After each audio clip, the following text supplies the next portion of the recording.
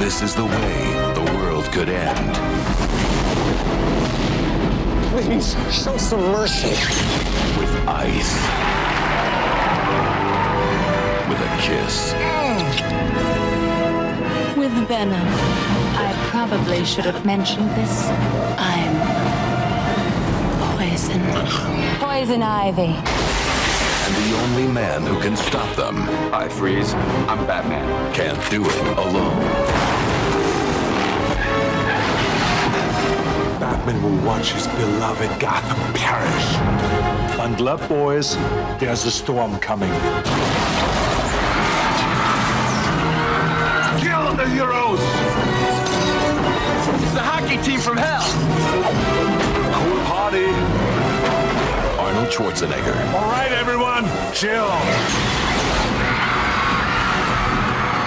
George Clooney. Julie, I'm not the marrying kind. I know you've had your wild nights. Good night. Wild doesn't quite cover it. Chris O'Donnell. I want a car. Chicks dig the car. This is why Superman works alone. Uma Thurman. So many people to kill. So little time. Alicia Silverstone. And you are? Batgirl. That's not awfully PC. What about Bat Person? Found the Batcave.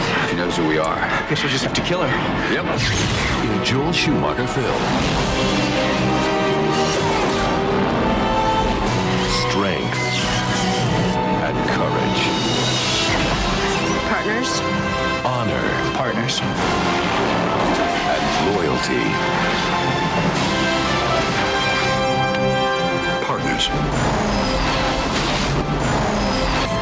It all comes together. We're going to need a bigger cave. Batman and Robin.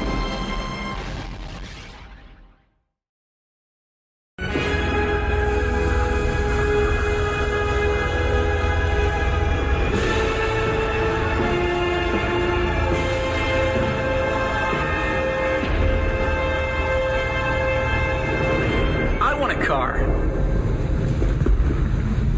Chicks dig the car. This is why Superman works alone. Good to see you all among the living. Hello, everybody, and welcome to the Talon Mix. It is a Smallville recap podcast. Normally, we've been taking a break from Smallville. Willie's giving a look up. Wait, what? We're taking a break from Smallville, and we've been watching all of the Batman movies. I'm Brian. Zach's here. Zach, sorry, did you have something you wanted to add? No, not Smallville. There it is. Also, Willie Muse is here. Hi, Willie. Hello. How you doing, man? I'm good. How are you?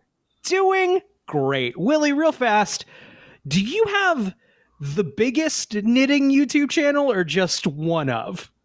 Absolutely not the biggest anything, but I have the biggest knitting and existential crisis YouTube channel. There we go. I can take that niche. There you go. As my own. That's your piece of the pie. That's all that matters. Absolutely very... not the biggest anything is what it says on my dating profile. Yeah.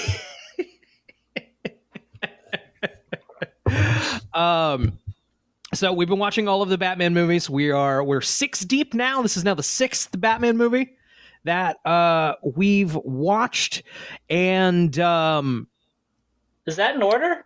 No. Yeah, Batman. It's they included Batman 66, the animated one, Batman: Mask of the Phantasm, everything that got a theatrical release. Okay. And so this is the fourth of this like modern 90s series. We're of course wrapping it up this week with Batman and Robin. Willie, I was excited to have you on this one because I think this was on in the apartment that we shared several times over the course of the time we lived there. It's unironically one of my favorite movies.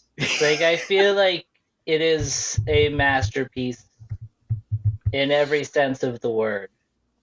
I think it's genuinely well made. I think the visuals are perfect. and I think that history is sort of absolving it of its reputation. So I do think generally public opinion on it used to be like it's the worst superhero movie ever made. Well, here's the thing. I get it as like, because like if I were an adult at the time it came out who was a fan of superheroes, and I was waiting for the one superhero movie we get like in every 3 years, and that was what it was, I would probably have a different view of it. Right. When it came out as I was a kid, I did not realize how dumb it was, and I just loved it. And then now as an adult, I feel like when you have lots of other superhero movies to choose from, it stands out real good, and it's a delight. It is. It's also the matter of, it was considered the worst superhero movie when there were like 7 superhero movies. Right. Now it's like comfortably in the middle. Like, right. I think it's impressive too. The fact that it is still such a singular entity. It was like the 6th superhero movie, and regardless of your opinion, no one has done it like Batman and Robin since Batman and Robin, which I find admirable, to say the least. No, all superhero movies that come out now look the fucking same, pretty much. Yeah. And Batman and Robin just does not look like neon ice skating rink is the opener. It looks like Batman Forever, but there's not. Besides that, there's nothing else that. Even then, it still looks like Batman Forever, like dialed up another 2. Oh yeah, yes. I think the way that they manage to sort of merge like Tim Burton with flaming homosexuality is like I think that they go together better than you would expect, but like it is kind of like it is kind of cool watching, and you're like, Tim Burton had his very distinctive vision of Gotham, and Joel Schumacher did as well. And I feel I wish there was a world where Joel Schumacher was as committed to his aesthetic choices as Tim Burton is. Because I feel like if they use that in other movies with other genres, it would make for some very good movies. Like, what did Joel Schumacher looks like this? Just also neon nightclub, big statues of naked dudes falling down. Yeah, I try to think of a Joel Schumacher movie that's not this. Yeah, The Client. He did a bunch of Grisham movies. Phantom of the Opera. If there was a Phantom of the Opera, but it was just like neon Turkish bathhouses, that would be phenomenal. I do want to go back to a point you made earlier about like if adult superhero fans, adult Batman fans seeing this in 1997, I do think there was a strong visceral reaction to Joel Schumacher's like very pointed like, this is all kind of gay, right? Because it is, in fact. Yeah, I think people were pissed. Like, and they shouldn't have been, but they were. Well, it's again, I think it's a matter of sample size. Like, I feel like when if it had come out with 3 other Batman movies that year, I think it would be much better tolerate. But I also feel like because I get it. I feel like nowadays nerds have no right to complain about the stuff that they complain about, because I feel like it's kind of just them doing muscle memory and like still kind of like remembering when they had to complain. So like I feel like this was kind of a fuck you to Batman fans. But I feel like it's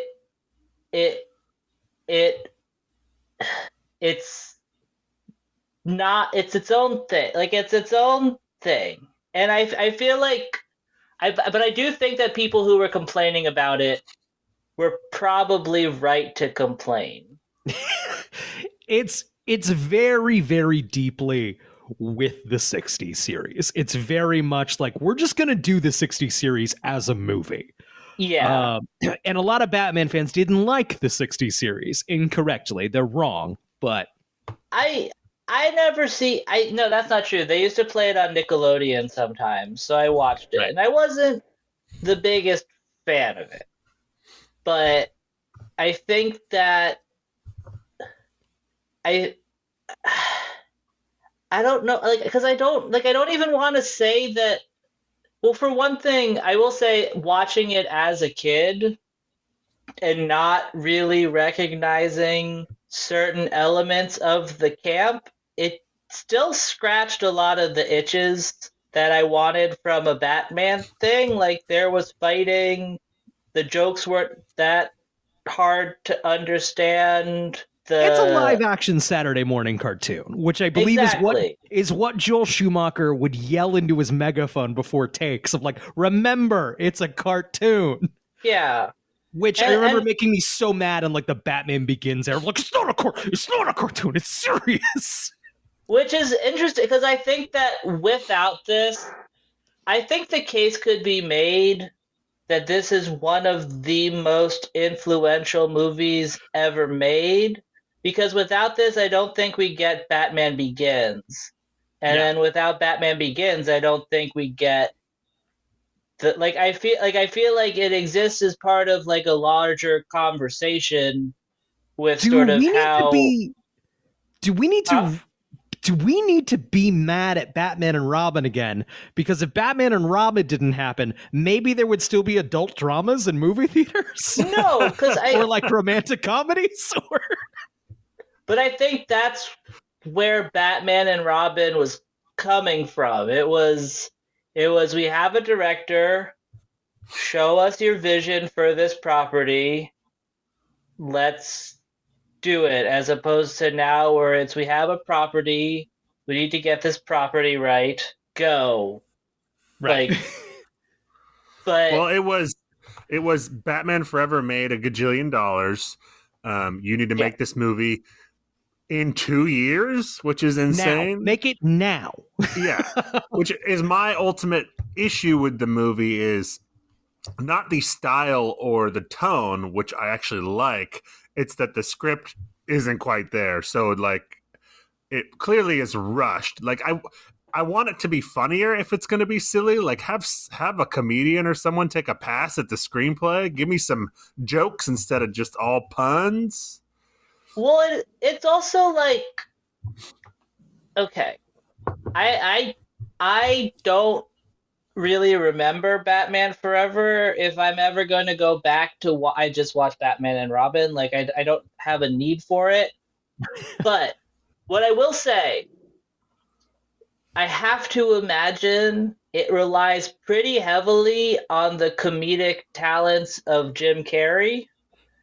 And that's a word for it, yeah. And so for you to kind of make this movie where the success clearly lies in like the strength of your villain almost, to then and I do remember, because I remember even when Batman Begins came out, like that you kind of were aware like the villain is the new thing. I want to see who the villain is. And I remember being like, Scarecrow, like that's, and so, but to have someone as dynamic as Jim Carrey and then put all your eggs in Arnold Schwarzenegger is not a smart move. Like, I feel like I was like, but Arnold knows the assignment. Like he's just reading the lines. He doesn't have much to say. So real fast, Joel Schumacher has since sort of gone on an apology tour for this movie, and I don't think that's warranted. I think he did the job as assigned to him, but he has said, if you didn't like the movie, blame me. The director, George Clooney, was wonderful. Chris O'Donnell was wonderful. Uma Thurman was incredible. Arnold Schwarzenegger was Arnold Schwarzenegger. Like, Arnold Schwarzenegger showed up and did the Arnold Schwarzenegger thing as assigned. Be Arnold Schwarzenegger in this movie. But I think that that's Joel Schumacher giving himself too much credit for what I imagine Jim Carrey was doing. Like, I think that I'm trying to think of like who would be a alternative. Like, if you the obvious thing would be like if you put Robin Williams in as Mr. Freeze, I'm sure he would look at what the ice puns that he was given were and be like, let's do this, let's add some sort of soul to it. Right. I would say Uma Thurman did a pretty good job with what she was given, but also I would say that like you probably could have gotten more of like a female comedian to breathe some sort of life into what, again, if that's what you're looking for. I personally think it's perfect, but I think that like if they wanted to make it better, is doing a performance straight out of the TV show Eartha Kitt, 1,000,000%. She's like, she's doing an impression of Catwoman from the show, basically. Yes. Yeah. No, she definitely, I think, did it.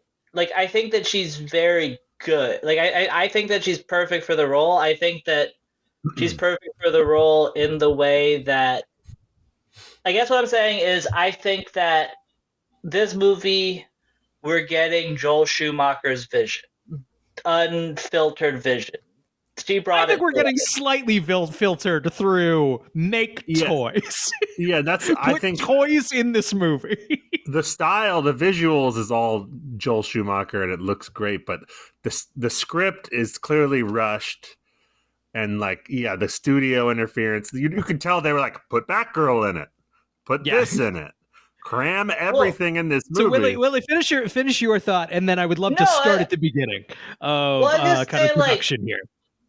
I would say, but I also think that here is how I would believe it, and I'm sure there's all sorts of things where it's like wrong. I feel like Joel Schumacher was like, okay, finally I can do Poison Ivy, who is what I wanted to do. They then bring in Batgirl so that Batman's not punching a woman in the face. Yeah. Okay. I think Bane, I don't think like that could be an action figure. Bane strikes me as we saw a picture of Bane and didn't do any further reading. She does call him a Bane action figure at one point of the. I was so weirded out when the line is every Poison Ivy action figure comes with him and points to Bane. I looked up the Poison Ivy action figures from the Batman and Robin line. Does not come with a Bane. False advertisement. And yeah, Mr. Freeze is. I think it's just because it's like the most over the top insane one. Which is was this before or after the Mr. Freeze Batman the Animated Series episode? He had appeared in he is highly based on as he appears in Batman the Animated Series. Heart of Ice is the Mr. Freeze episode. Because that's like let's take the furthest away we've ever gotten from the 60s cartoon and turn it into the 60s cartoon. Yeah, pretty much. Right, that's kind of the thing. The movie's kind of tries to have its cake and eat it too a little bit with like the Alfred storyline, and like I just want you to go all camp or don't. You know what I mean? Right. It feels like we're kind of in this middle zone. But I don't know. I can't accept an argument that this movie is not all camp. Like, so what I'd love to do is start at the beginning here. Okay, let's do that. All right. So Batman Forever, guys, huge hit. Makes a ton of money. Joel Schumacher is beginning to go work on something else. I believe this might have been Zach, what is it? A Time to Kill? What, A Time to Kill? What about A Time to Kill? I believe Joel Schumacher was starting to work on that. Is what I heard him say. Oh, after Batman Forever? Yes. And then Warner Brothers stepped in and was like, actually, we'd love another Batman movie now. Like tomorrow, actually, if possible. And Schumacher has said in interviews and stuff, he was like the prettiest girl at the ball for a second. Of like, they were like, what do we got to do to get you back here? So he felt great about that, stepped back in. Production got moving right away. Kind of a script got banged out. They were working on concept designs and like story stuff. I believe costume designer got frustrated. Patrick Stewart was choice number 1 for Mr. Freeze, which, if you look at Batman the Animated Series and how Mr. Freeze is portrayed there, kind of makes sense. Kind of has a very Patrick Stewart vibe. Yeah. So costume designer, I've read, was a little frustrated of like, oh, cool. So I was kind of designing around that. And then you tell me it's Arnold Schwarzenegger kind of later in the game than I would have liked to have known that. Slightly different build. Arnold Schwarzenegger, gets a call from Joel Schumacher. Schumacher apparently, was like, I want you for Mr. Freeze. Schwarzenegger's like, yeah, hey, these Batman movies make a ton of money. I'd love to be a part of one of those. Jack Nicholson made a ton of money. Fucking Tommy Lee Jones and Jim Carrey made a ton of money. I would love to be the guy making a ton of money from these. But he tells Schumacher, give me a couple days to think about it. To which Schumacher says, take all the time you need. Oh, by the way, if you don't do it, I'm not going to direct the movie. So Schwarzenegger's like, all right. That's got to be just like a tactic he was using, right? There's no way it was like, this is his only choice for the role. Does Schwarzenegger care, though? I don't know. He said Schwarzenegger said on Junkets, I don't know. He said that to me, and I didn't want to like make the whole movie fall apart. And I'm sure also the tons of money helped. Yeah.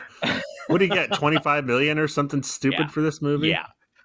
And he only had to be on set for, what was it, like 12 hours or something? He had like Chris O'Donnell says he was never on set with Arnold Schwarzenegger. Or Schwarzenegger was on set, but if Schwarzenegger is not saying the dialogue, he is not in that fucking outfit. And you can tell it's his stunt double a lot of the movie. A lot. Unless it's a close-up, it's a different person. Yep.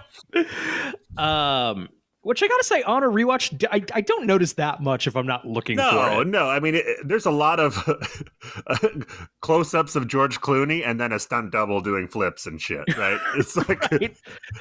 So speaking of George Clooney, that's the big major recast here from Batman Forever. Val Kilmer, of course, played Batman in Batman Forever. So the story goes that Kilmer and Schumacher didn't get along. They clashed quite a bit on set. Kilmer, reputation for being a bit of a diva. I watched the documentary, the little 30 minutes, like a DVD extra. It's ended up on, you can find it on YouTube, Shadows of the Bat, the cinematic saga of the Dark Knight. It's a little half hour on the making of Batman and Robin. Made in 2004. Got it. I believe this was for a DVD release around Batman Begins. Schumacher says, my only problem with Val Kilmer is that he made us wait. He kind of like waffled whether or not he was coming back. And then very, very late, he was like, actually, I'm not going to do it. Which I feel like the narrative is very like Schumacher recast it. That's how I understood it until I saw this here in 2004. Well, Kilmer says it was too quick of a turnaround and he was already committed to another movie, is what he was saying. Got it. It's like, the Saint in or Shadows whatever. of the Bat.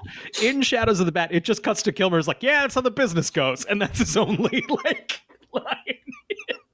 But it's interesting. I've always read it as like Schumacher recast it because he didn't like Kilmer. But like, no, it seems like Kilmer, everyone hoped Kilmer was going to come back. Why not? Batman Forever was a huge hit. I'm sure they weren't. Right. Warner Brothers wasn't going to be like, oh, yeah, you can just recast the lead of the hit movie we just put out. Yeah. It is kind of an insane move. It's kind of an insane move. It's pretty crazy. Yeah, you don't wait for Kilmer? Because Keaton, they tried to get Keaton and he didn't want to do it. Also, Batman Returns was received kind of mixed at the time.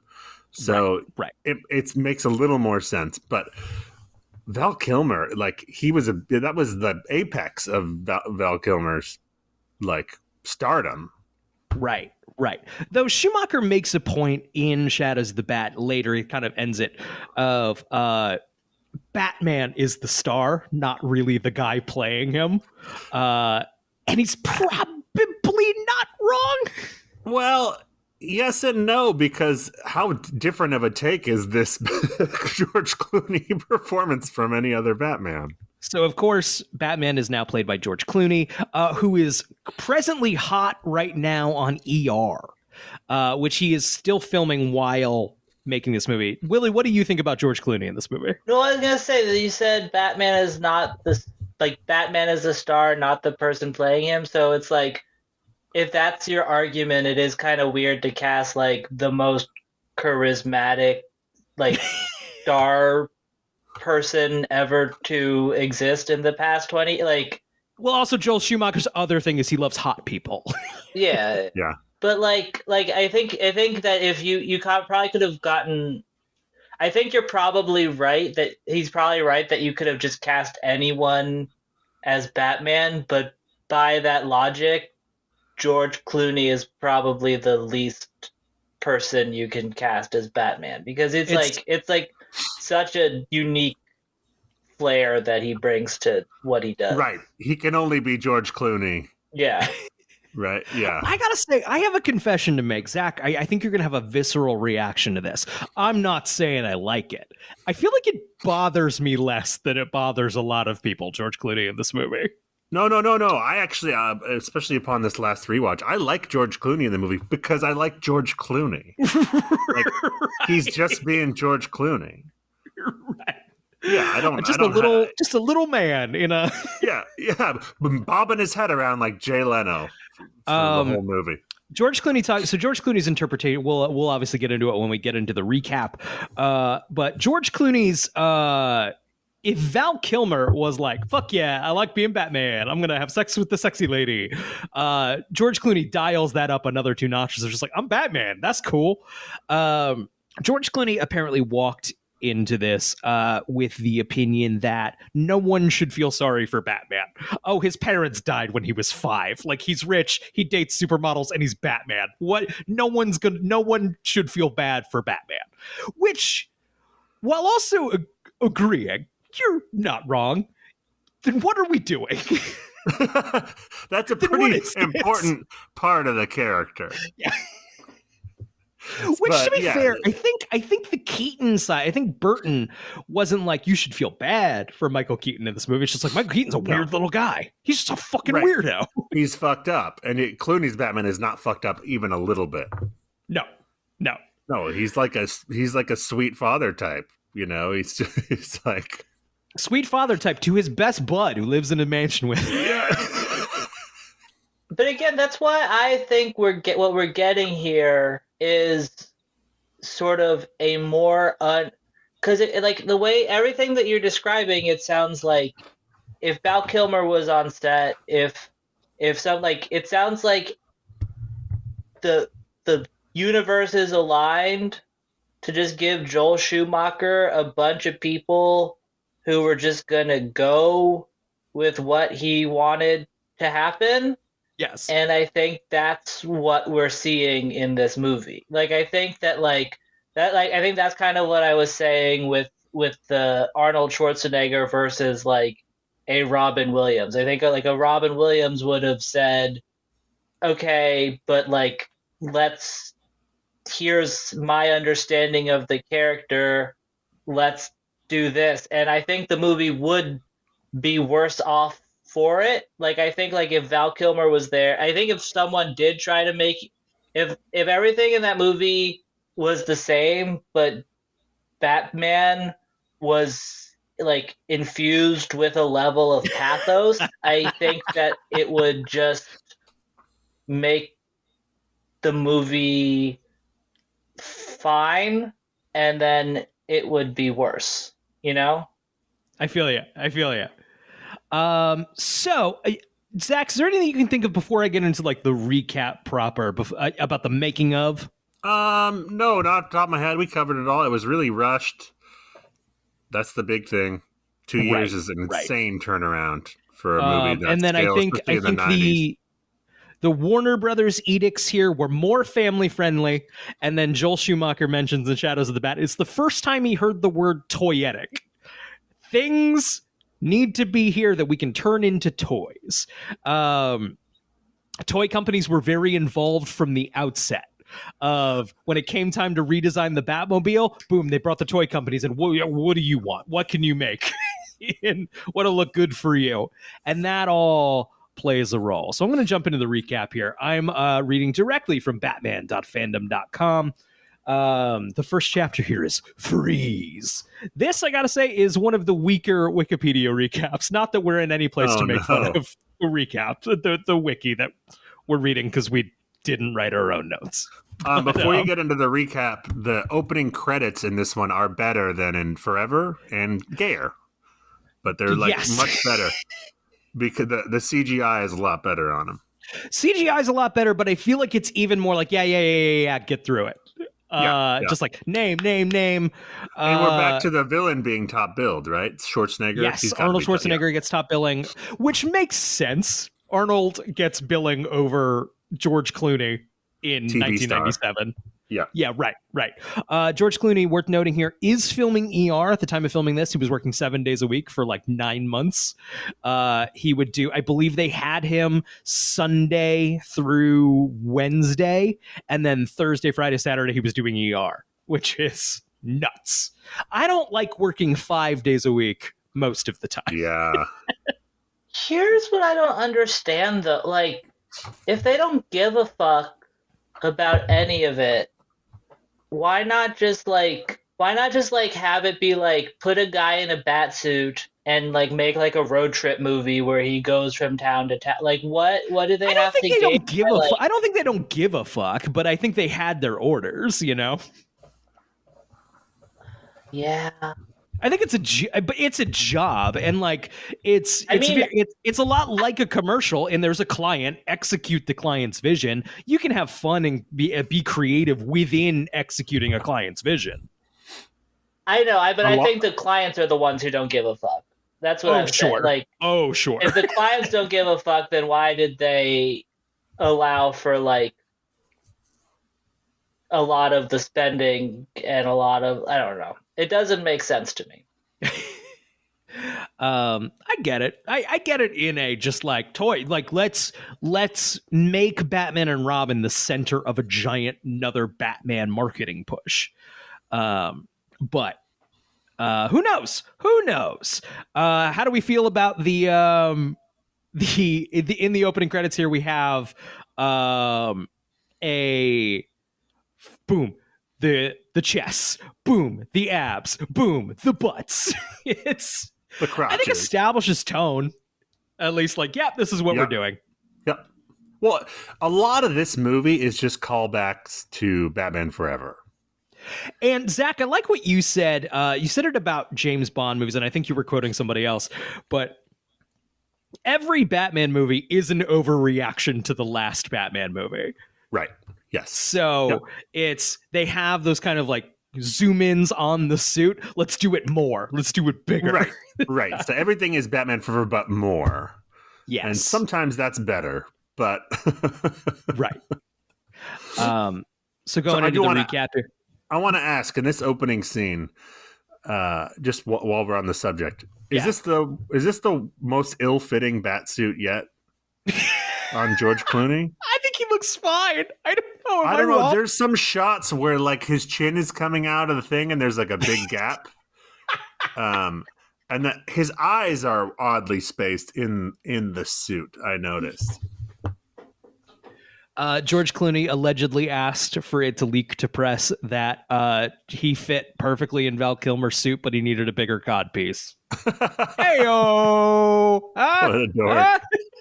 Yeah, what a fucking loser.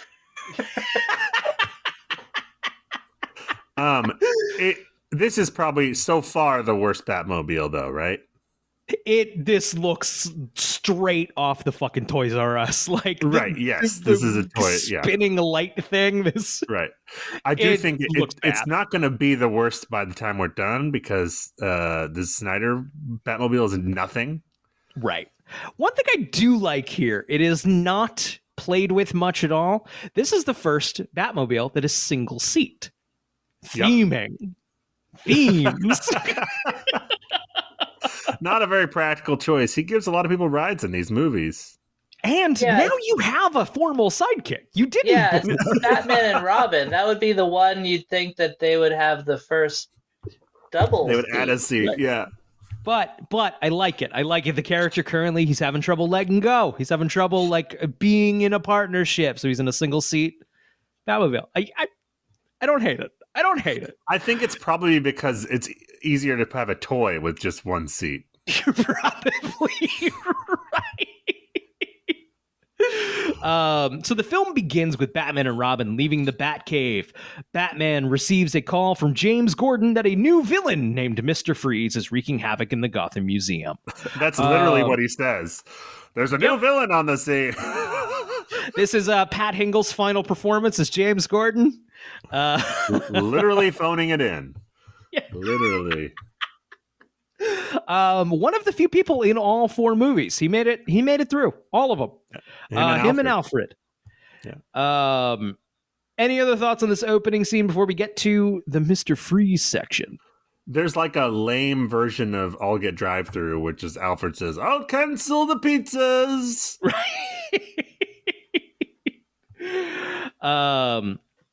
So multiple security guards open fire on Mr. Freeze, but he freezes them with his freeze gun. Great job, Wiki. But he does. Chill. A lot goes into Arnold Schwarzenegger's cold puns throughout this movie. There aren't that many. Sometimes he's doing a bunch of them. Sometimes he's just saying cold a lot. I will say, as a kid, that was the one thing that did piss me off about this movie, was he says, okay, everybody, chill. And when you hold a gun up to someone, you say freeze. You say freeze. And I remember being like, you are actively choosing the wrong thing to say. And that did piss me off. That's a great point. Okay. His minions hold down another security guard who is turned into ice. Just then, Batman and Robin arrive in the museum and try to stop Mr. Freeze from attempting to steal a valuable diamond. We get the Batman's big enter. Or sorry, does Robin enter first? No, I think Batman falls through the skylight. It's probably the worst iteration of that yet.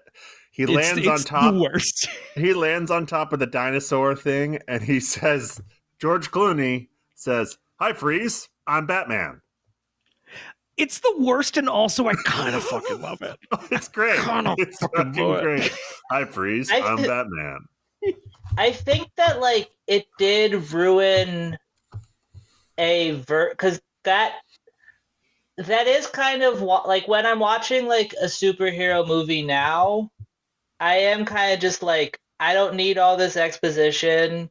Just start fighting. That's what I want to see.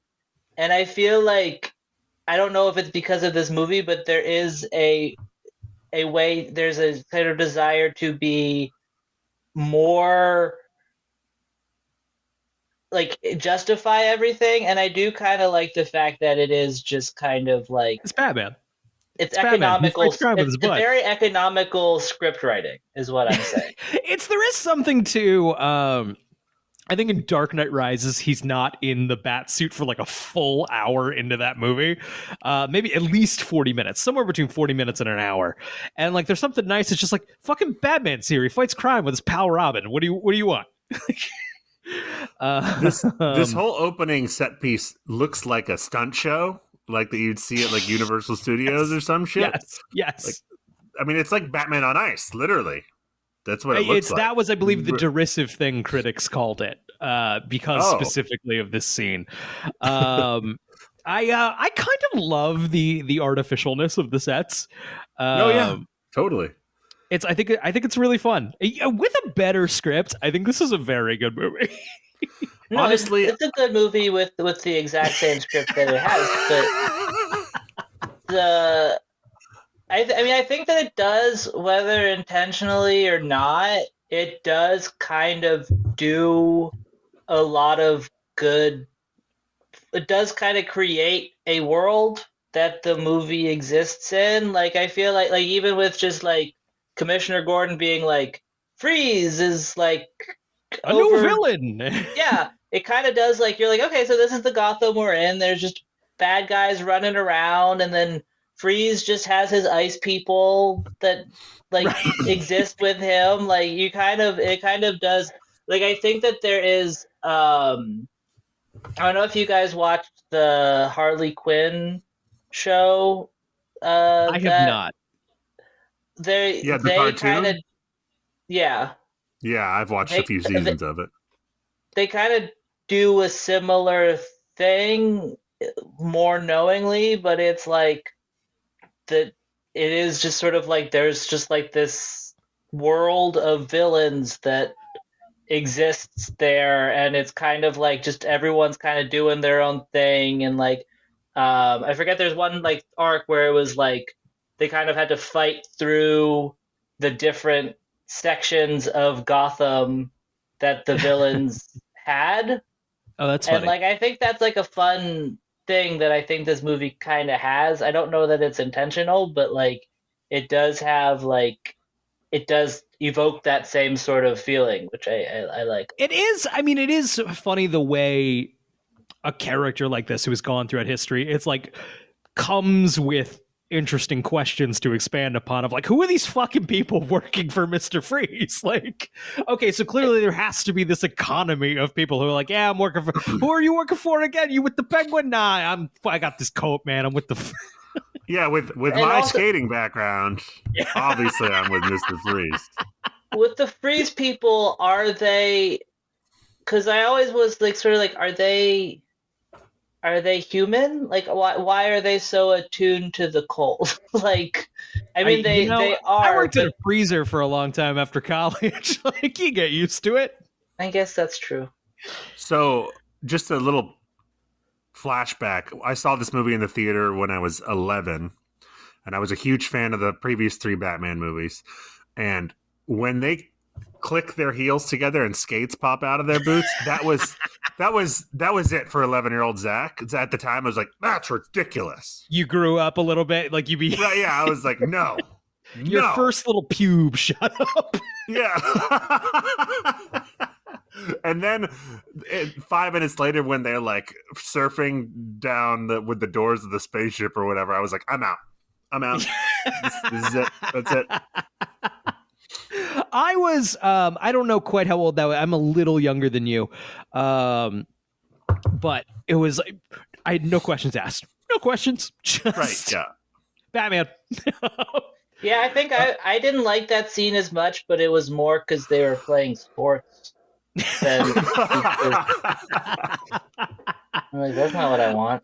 The hockey team from hell. So meanwhile, Mr. Freeze tells his minions to wipe out the heroes. I believe actually the line is, kill the heroes. Kill them. Ah! Batman and Robin's boots turn into ice skates, and the heroes play a game of ice hockey.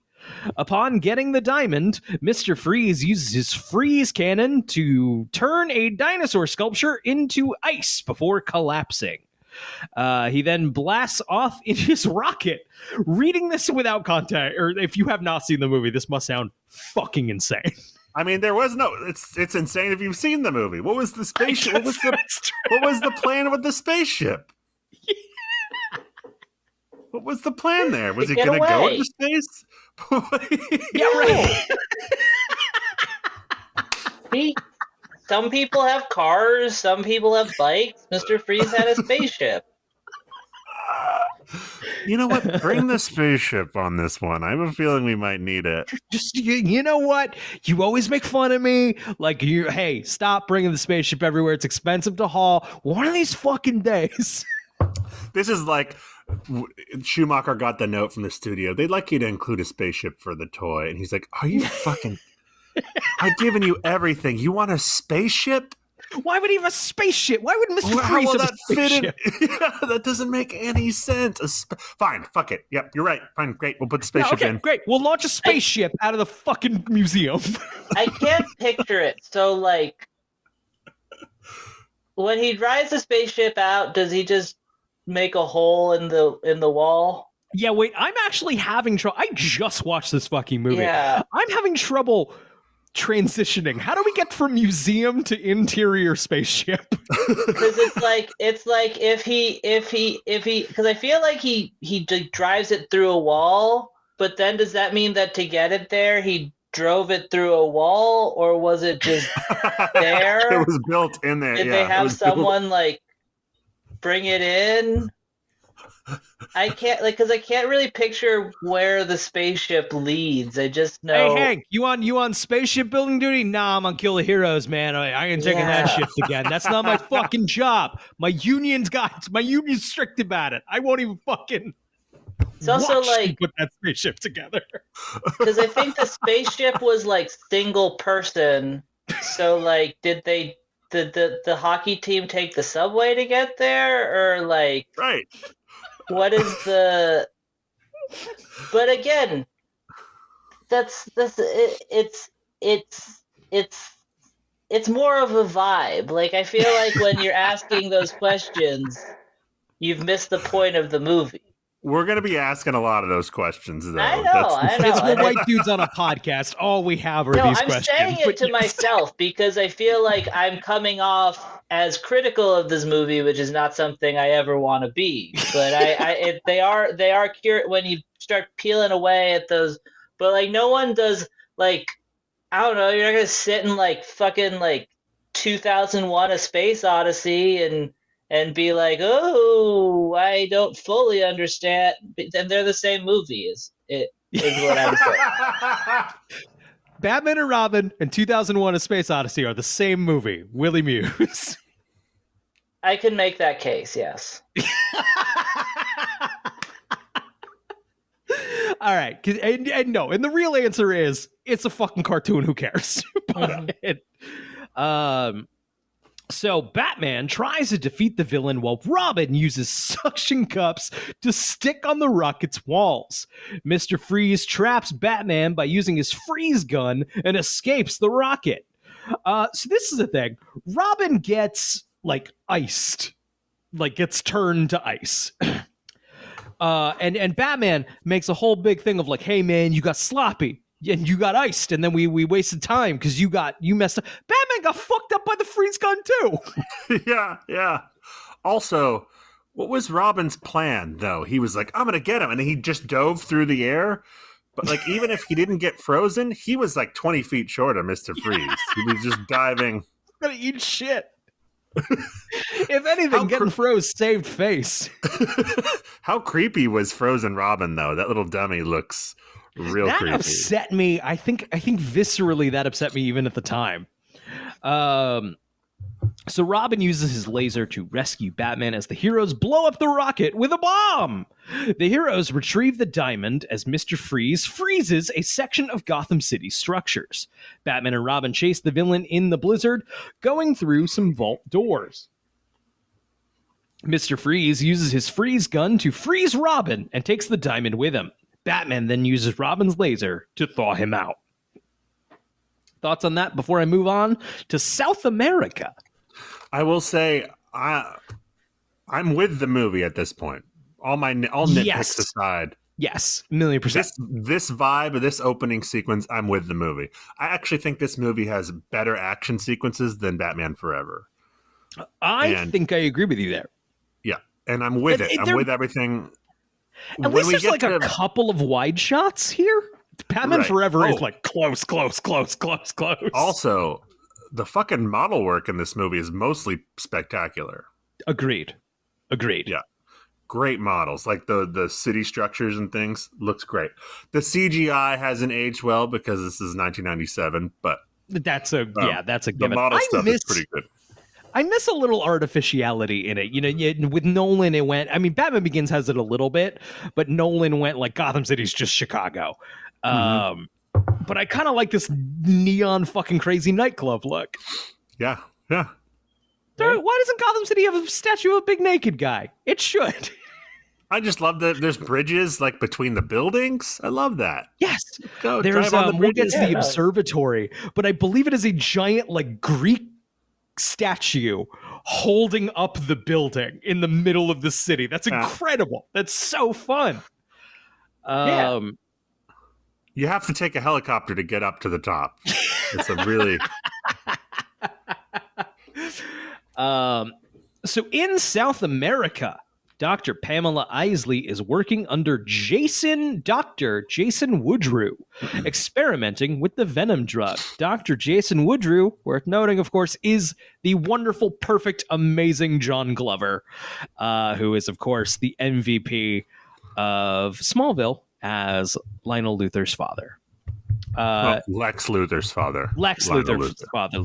You're right, of course. Willie, when you go back and listen to every episode of this podcast, you're going to know we're big John Glover fans.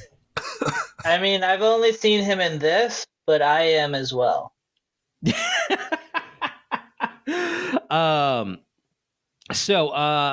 Isley then witnesses Woodrue use the formula to turn Antonio Diego, a diminutive serial convict, into a hulking monstrosity dubbed Bane. Bane's first appearance in the Batman movies. Willie, how would you feel this compares to Bane's other appearance? It's superior. I don't. Up until Batman Dark Knight Rises, that's how I thought Bane was. So it wasn't like, I don't remember. Was he in the animated series? Was he? He did appear in the animated series, and he is closer to how he is in the comics. Where so Bane's whole thing is like, yes, he has the luchador mask, and he's big and strong, but the idea is he's like a science guy and is very smart and very calculating. He's famous from the storyline that basically gets adapted in Dark Knight Rises. He's the one who breaks Batman's back, which took Batman kind of out of action for a while.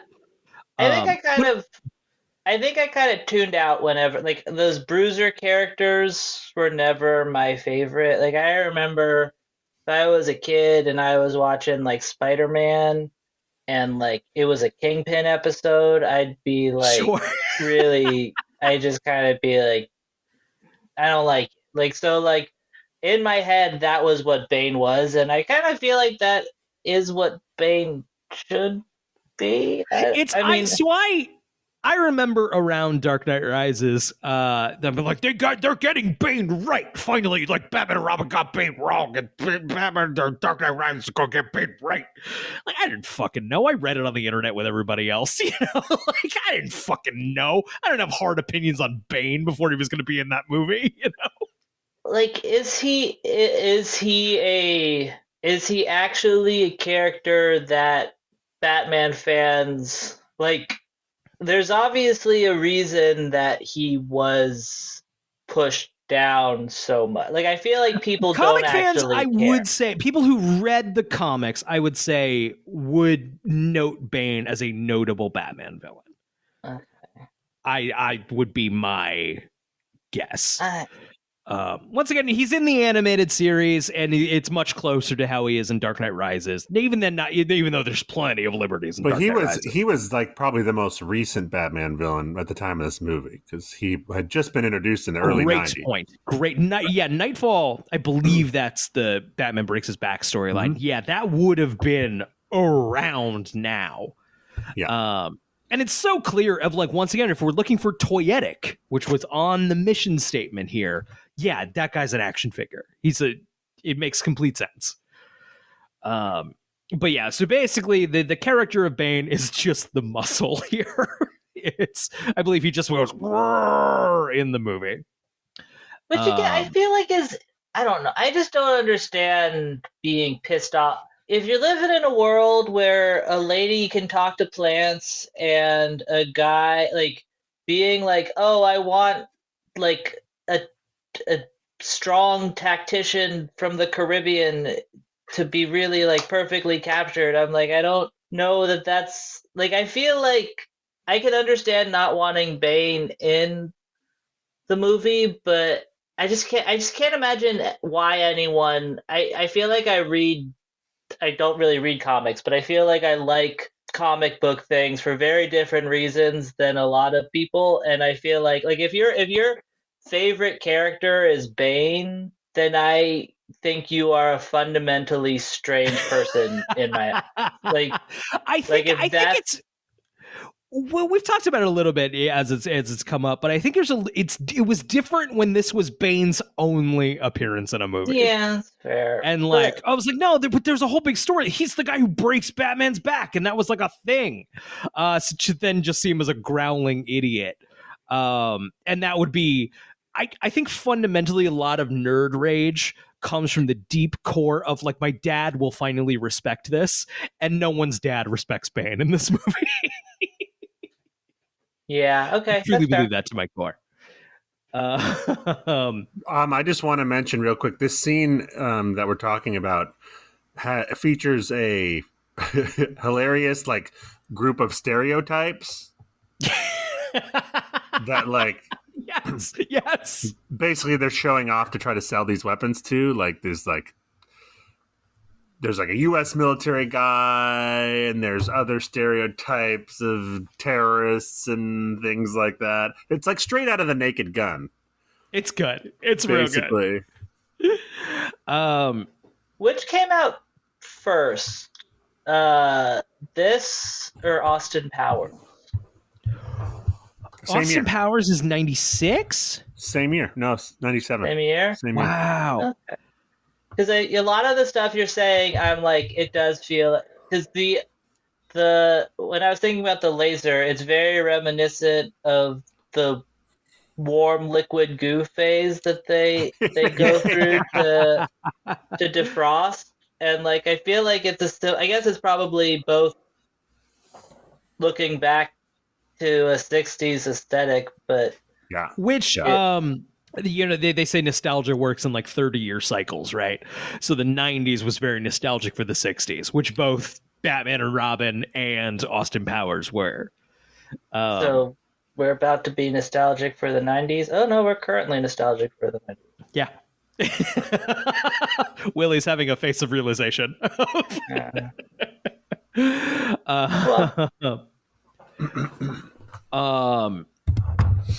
So Woodrow and Isley argue over the use of the drug, and Woodrow kills her, quote unquote, by pushing her backwards into a bench of various steroids and toxins. Second woman killed in this movie by being shoved.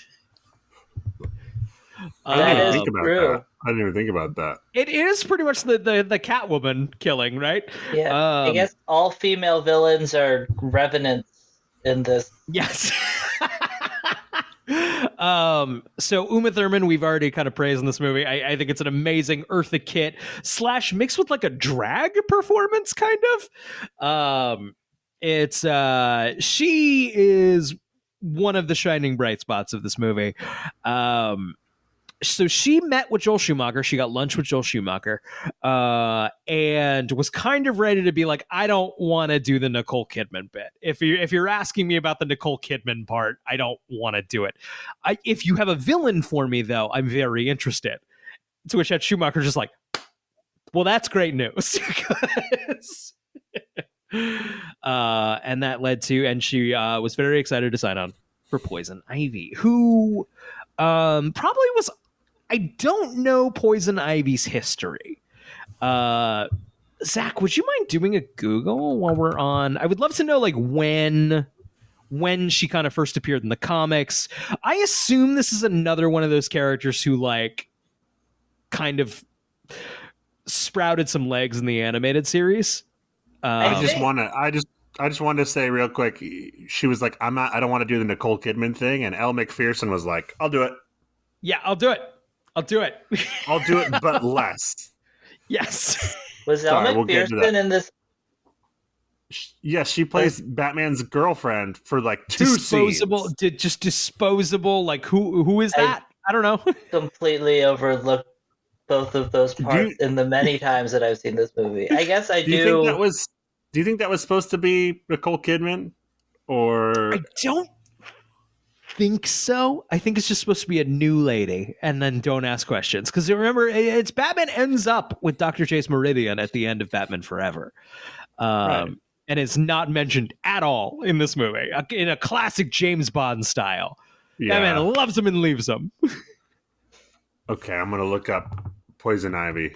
Sorry, Willie, I interrupted you. You were saying something. No, well, I feel like I remember as a kid being like, you kind of know, like I kind of knew, like, okay, so they've already done Joker, that's the big one, and then Penguin is obviously number 2, Catwoman.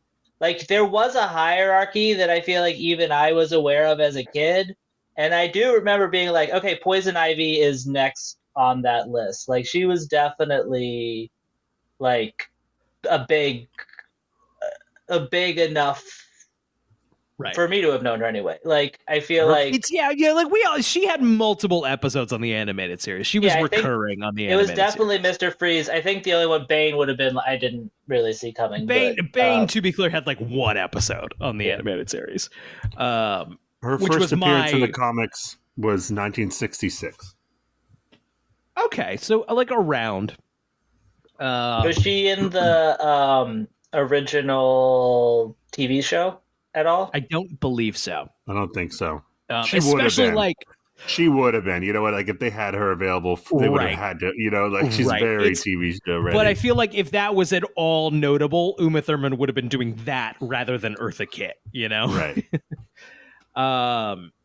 So that's it. You know, a lot of these characters, I keep going back to the animated series. They really did like give legs to a lot of these like smaller villains that were just sort of like novelty. Like, this is who I guess Batman fights this week. Okay, so Isley's remains then seemingly melt into the ground. Shortly afterwards, she rises from the wreckage and transforms into the beautiful and seductive Poison Ivy in front of Woodrue. I got kind of a Little Shop of Horrors vibe from her rising. I don't know if I'm just aside plants. I don't know if something about it gave me that vibe. Probably not intentional. And she comes out and is like, here's my powers and here's how they work. Right. I figured that out while I was under the ground. This movie could have been a musical. I'm glad it's not. Could have been. I think it's just missing musical numbers. Yeah, if maybe it should have been. Do a Broadway Batman musical, that would be, this is what they should. There was, we talked about it in our Batman 89 episode. There was one in the works with Jim Steinman wrote a whole bunch of songs for it. Meatloaf performed the demo tracks, and they're nuts. Okay. Poison Ivy kills Woodrue with a poisonous kiss. Ivy discovers that Woodrue was funded by Wayne Enterprises. So she, what an oversight. Yeah, what was she Bruce, doing? You can't fund this, man. Well, I do kind of feel like I don't like if it turned out that like that Pamela Isley did just die and like Poison Ivy was like a completely separate like plant demon that had possessed her body. That kind of is how it reads to me. Like it does seem like it's a completely different person in a lot of ways. Except she's able to. She does appear once again as Pamela Isley. Yeah. Though, and Brian, I want to say to your point about Wayne funding it, when she confronts him later, Bruce Wayne says, I cut funding to that motherfucker like a year ago because he went insane. There we go. Boom. So, script's airtight. The script is airtight. He don't miss. Airtight. Yes.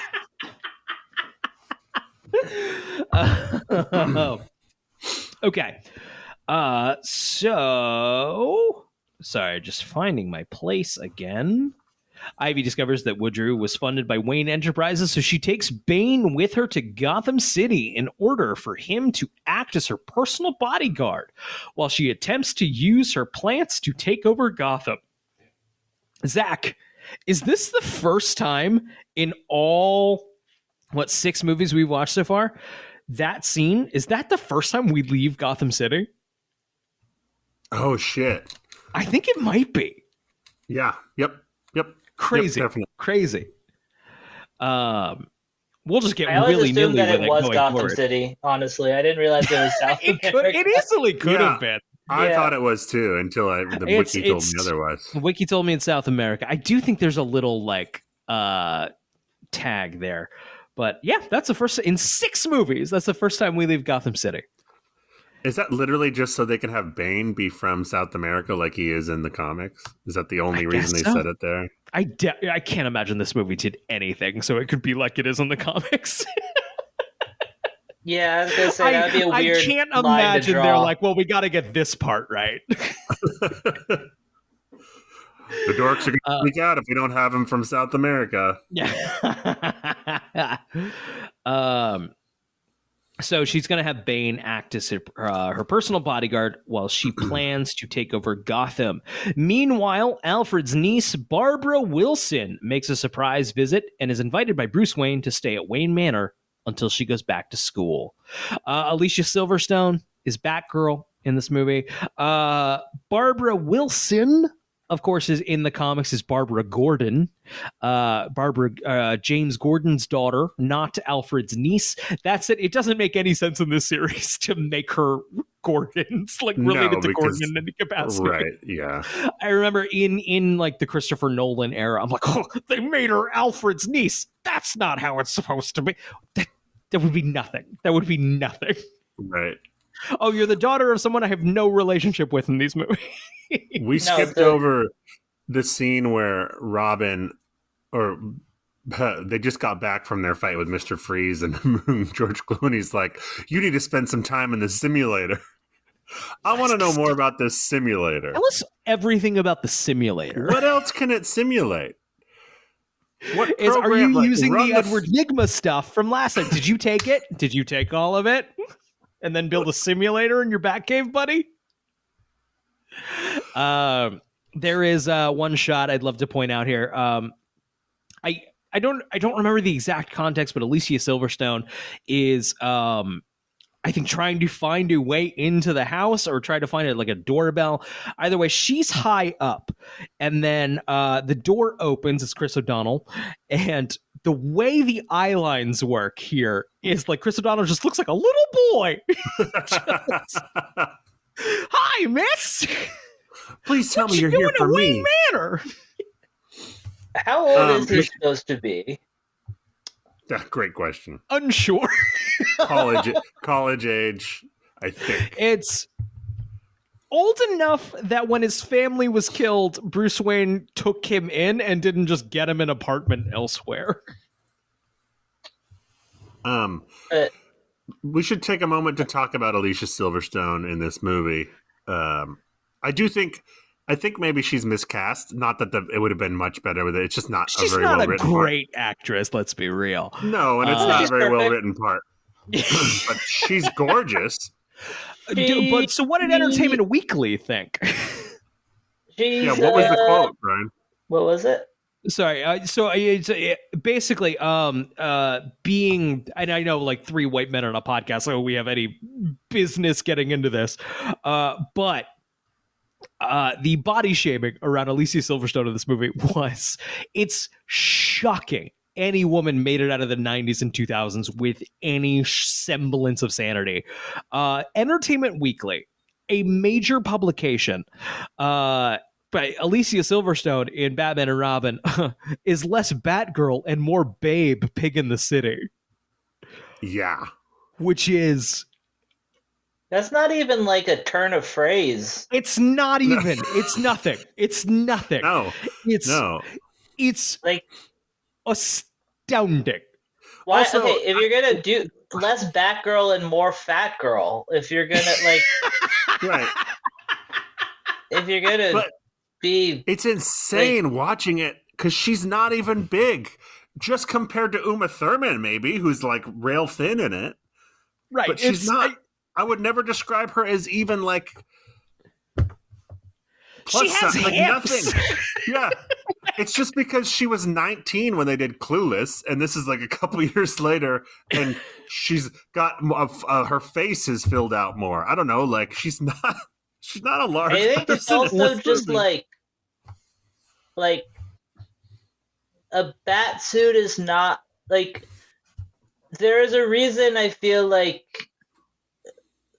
women in comics get skimpier outfits. I mean, there are a lot of reasons, but I think one of them is I think the sort of like bat suit is not really conducive to accentuating the feminine form as well as like I'm surprised they didn't just put her in a bikini. Point. That's an interesting point.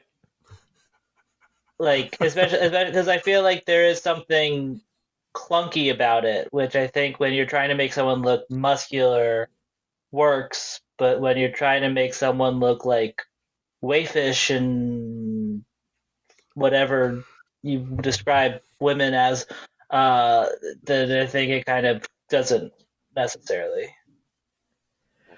For sure. And it also worth noting, George Clooney and Chris O'Donnell did not have those physiques. Those are built into the suit. It's fucking rubber muscles. Like Bruce, fucking George no one Clooney's was going like weird man. little man George Clooney in rubber muscles. Yeah, he's a string bean. Yeah.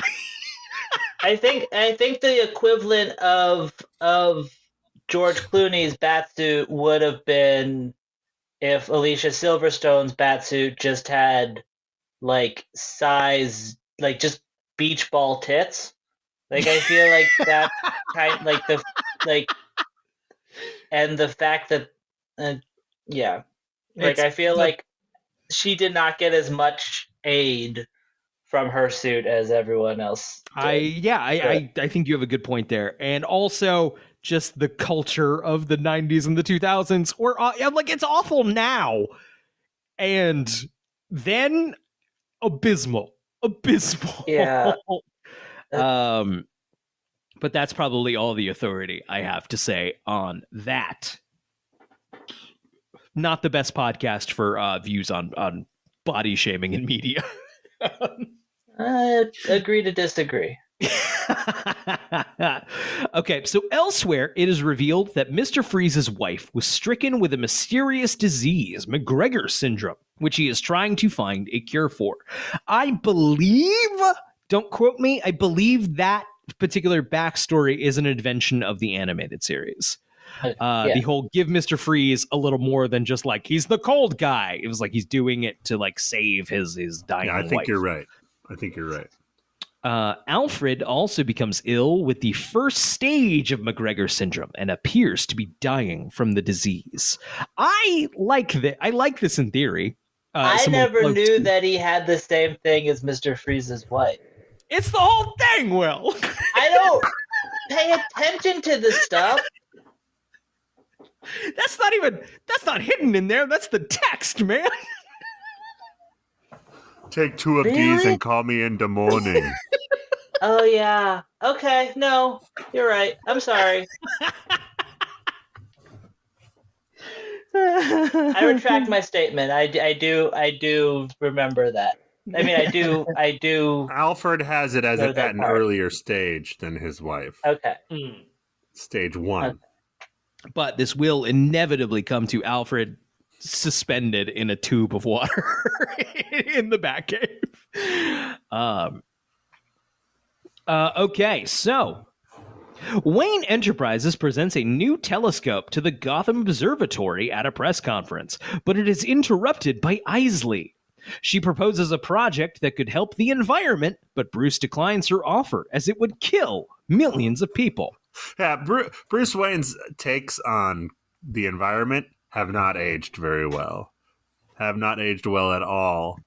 He says, what does he say? She's like, the Earth is going to shit or whatever. And he's like, yeah, but what about we need fossil fuels to power things? Yeah, I mean, it's an accurate portrayal of who I think Bruce Wayne would probably be. That's true, he is a billionaire. And I mean, it is weird though, because if they're living in a world where a guy's just driving around a spaceship, then I feel like their emissions are probably a lot worse than in real life.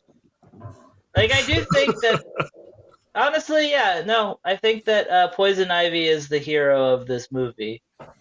Hot take. Yeah, I mean, she's not wrong. She's not wrong. No. I mean, no. I would...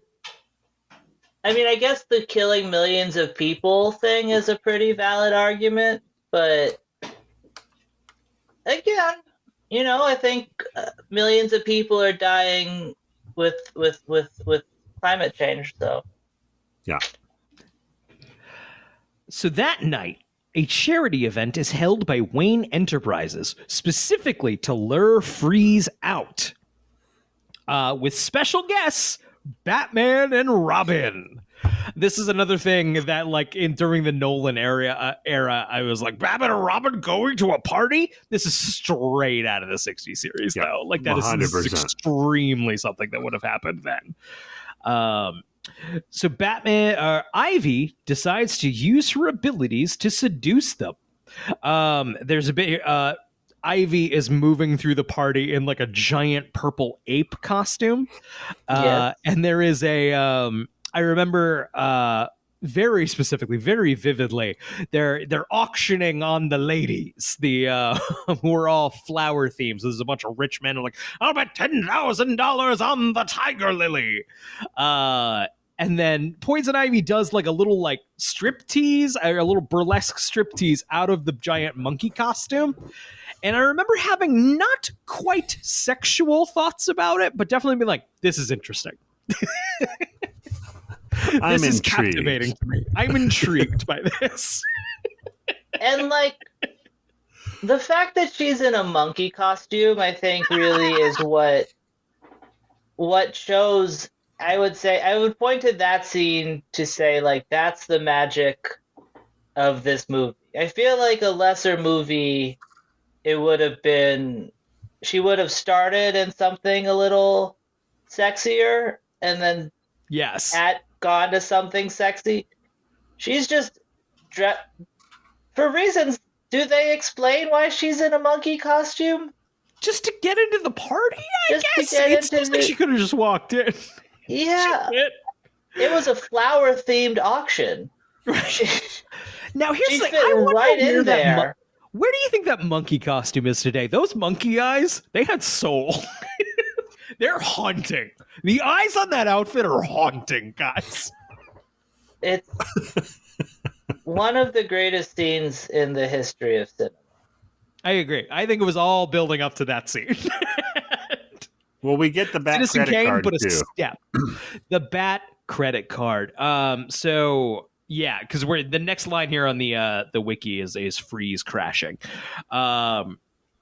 So she's Poison Ivy is spreading her pheromones, which is basically her big superpower through, and all the men are like, "Oh, we're crazy for Poison Ivy," including Batman and Robin. Zach, would you like to detail the Bat credit card? Oh, I mean, it's just they're Batman and Robin are trying to outbid each other for Poison Ivy in the auction. So they start bidding in the millions, and Batman busts out. I think his there's even a line. credit Sorry, card. I think there's even a line from Robin like, "You don't have that money," and then Robin's like, "I'll borrow it from you." Yeah. And then Batman busts out his Bat credit card, which I think was the absolute pinnacle of geek outrage. That was like the thing people point to in this movie. It was this and the ice skates. Yeah. Yeah, it was like, the Bat credit card. The expiration date, of course. What is the expiration date on the Bat credit card? Oh, I can't remember. What is it? Forever. See, that's fucking great. It's great. It's good. That's great. It's just good. No notes. And once again, that's something straight out of the 60s series. You can't say this movie, it's at my, like, real, no one's ever touched my penis before nerd rage at this movie. It was almost like I didn't think the movie knew what it was doing. Right. That's the same thing with the with the show, with the 60s show. A lot of people are like, oh, it's so stupid. It's like, oh, it knows what it's doing.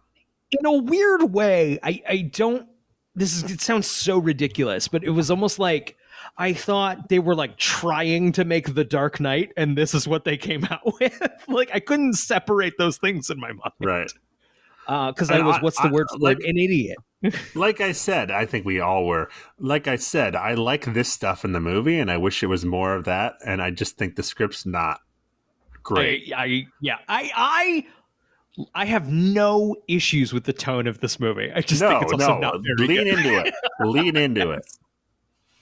Willie is nodding in disapproval. Yeah, it's just I think that any shortcomings you may perceive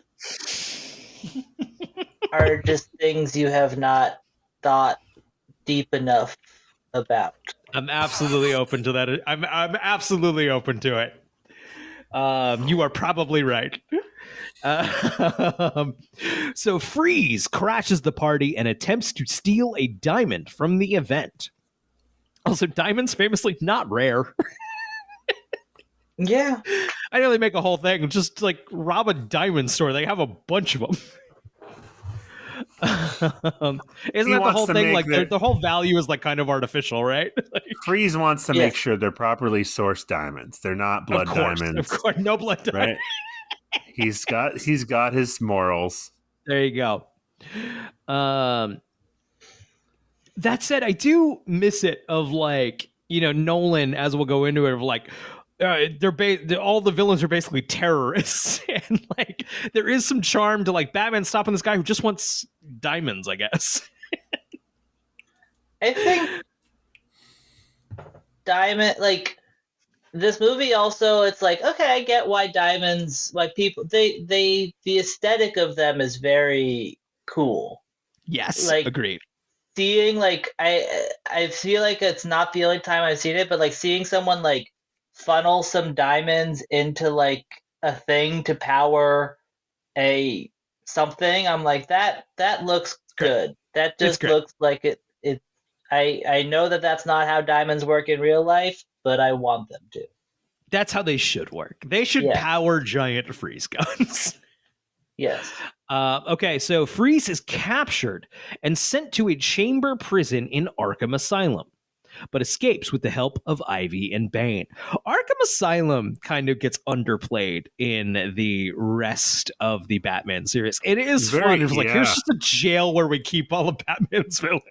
It's very really underserved in the movies thus far. Yes, and then continuing. I know there's a Batman Begins Arkham set piece, but like it's not like this where we have a cartoon room for Mr. Freeze. It skipped over how Freeze got caught, which is where they make that jump. They're driving down the giant statue, and Robin's on a motorcycle, and Batman's like, "You'll never make that jump," and you're like, "He's got the best chance of any of you to make the jump. Yeah, right. He's in a motorcycle." So Batman shuts down his motorcycle, and Robin's all butthurt about it, and then they catch Mr. Freeze. But yeah, I always thought that was weird. It's like he's in a motorcycle. It's you're in a giant. So it's also funny of like the emotional the character conflict of this movie is that Batman doesn't trust Robin to like take care of himself and to be an actual contributor to this team they've put together. Isn't that kind of how the last movie went? Like, we kind of reset the emotional stakes here, huh? The last movie was you're a kid, you shouldn't be doing this. Sure. And don't go down the road I did. And now it's like helicopter dad. Right. Crime fighter. Who's also not your dad, he's your best bud. Yeah, well, it is weird to have him be that paternalistic, but also they're fighting over the same lady that they want to fuck.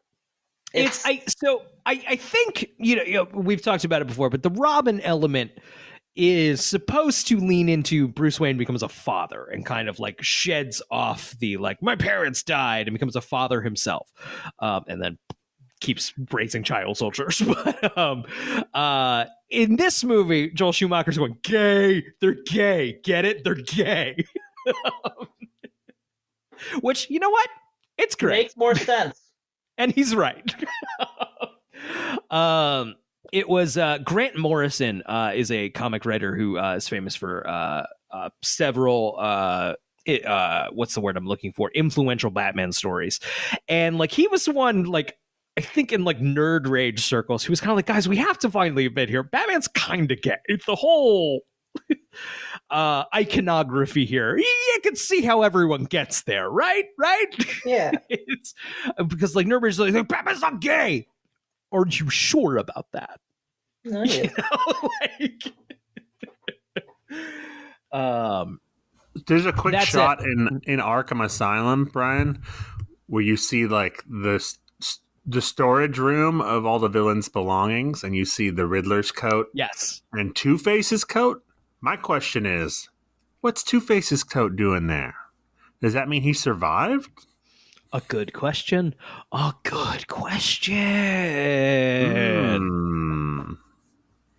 that or someone dug it out, just put in the collection. Just or Joel Schumacher just forgot how the movie ended. or one of Riddler's henchmen dug out the coat, was wearing it when he got booked over in Arkham. Huh? You know, they had a chance for a lot more Easter eggs in that little storage room. Today, if they made this movie, it would be overflowing with Easter eggs. Including Easter eggs from movies they haven't made yet. Yeah, the Ark of the Covenant would be in there.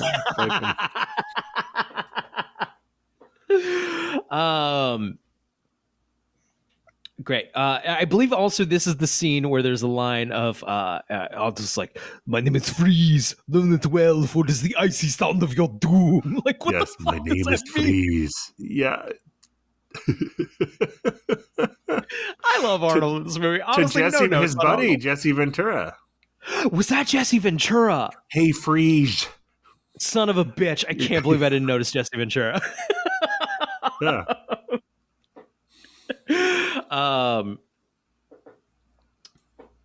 Okay, so Freeze escapes with the help of Ivy and Bane.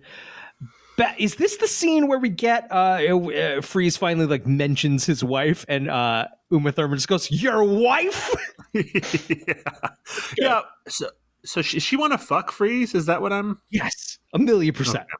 Okay. He wants to fuck everyone. Is the character, which includes Mr. Freeze. I think it's also has the scene happened where she tries to seduce him right away, right? And he goes like immediately. Yeah, I think it's less she wants to fuck everyone. She wants everyone to fuck her. There you go. I think that's a distinct difference. Yes, I think she does want to fuck Freeze though, because she's upset about his wife. Yeah. She's jealous of the wife. But I like how Freeze is like your attempts to warm my blood don't work on the cold-hearted or something. It's like some pun, but it doesn't explain anything why it wouldn't work. It doesn't actually explain anything. Just like, don't worry about it. It doesn't work on Mr. Freeze. It's fine. Could have just been like, my love is too strong. That would have been a much better character building moment. But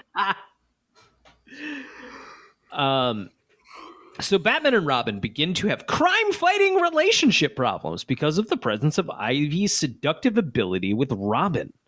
Ivy is then able to contact Robin once more using a modified bat signal, but fails to seduce him. Robin becomes trapped, but rescued by Batman. So we're jumping ahead. We've fully missed. Yeah, we're skipping over. We're a missing couple some stuff things here. First of all, when they escape from Arkham, they jump 5,000 feet into a river. Right. Great escape plan. That's number one. Number two, in order to find where the bat signal is and repurpose it, she has to seduce Commissioner Gordon. Right. And I like how she can't just figure out that the bat signal's on top of police headquarters. She has to seduce Gordon into telling her, how could you not track down a searchlight? Yeah, right. Just follow the beam of light. Yes, absolutely. We're also missing, because in the wiki it's just going to jump straight into Batgirl. We missed a bit where Barbara is trying to get into, or Alfred is.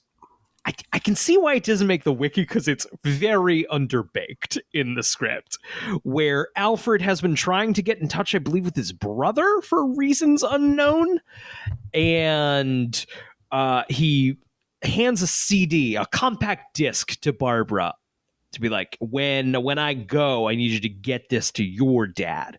I don't know if it's some sort of I need you to come and handle fucking Wayne Manor when I die. Or some shit. I believe a lot of stuff hit the cutting room floor. So there's a handful of deleted scenes of this side plot that don't make sense in the movie. But Alicia Silverstone immediately, her dying uncle's in the other room, puts the compact disc into the computer. I was like, well, I'm going to get into this thing and see what the deal is here. And then there's a bit here. Sorry. I was just going to say, Wiki skipped over the street racing scene with the Blacklight gang. Yes. Who all have a sort of Clockwork Orange vibe, which is kind of fun. There is one gang that literally is dressed like the Clockwork Orange gang. Yeah. Yes. So Barbara has to guess the password on the CD, and eventually comes to a name, tries a couple, the famous you can't get my password that way. Try it. Yeah. Put some numbers in there, Alfred. That's a weak password. A famous movie trope, of course, but then eventually she tries the name Peg. Who the fuck is Peg? That's all from a deleted scene, a series of deleted scenes, but it's still in the movie. Alfred, you have to stop letting people into the Batcave. You have to stop. It's been 4 movies. I think someone ends up let them in. He lets them in, and he designs them suits and leaves them there for them, just ready to go. Oh, by the way, just in case you happen to get in here, you're ready to go. You can think of a better way to introduce Batgirl. I'd like to hear it. You know what? I can't.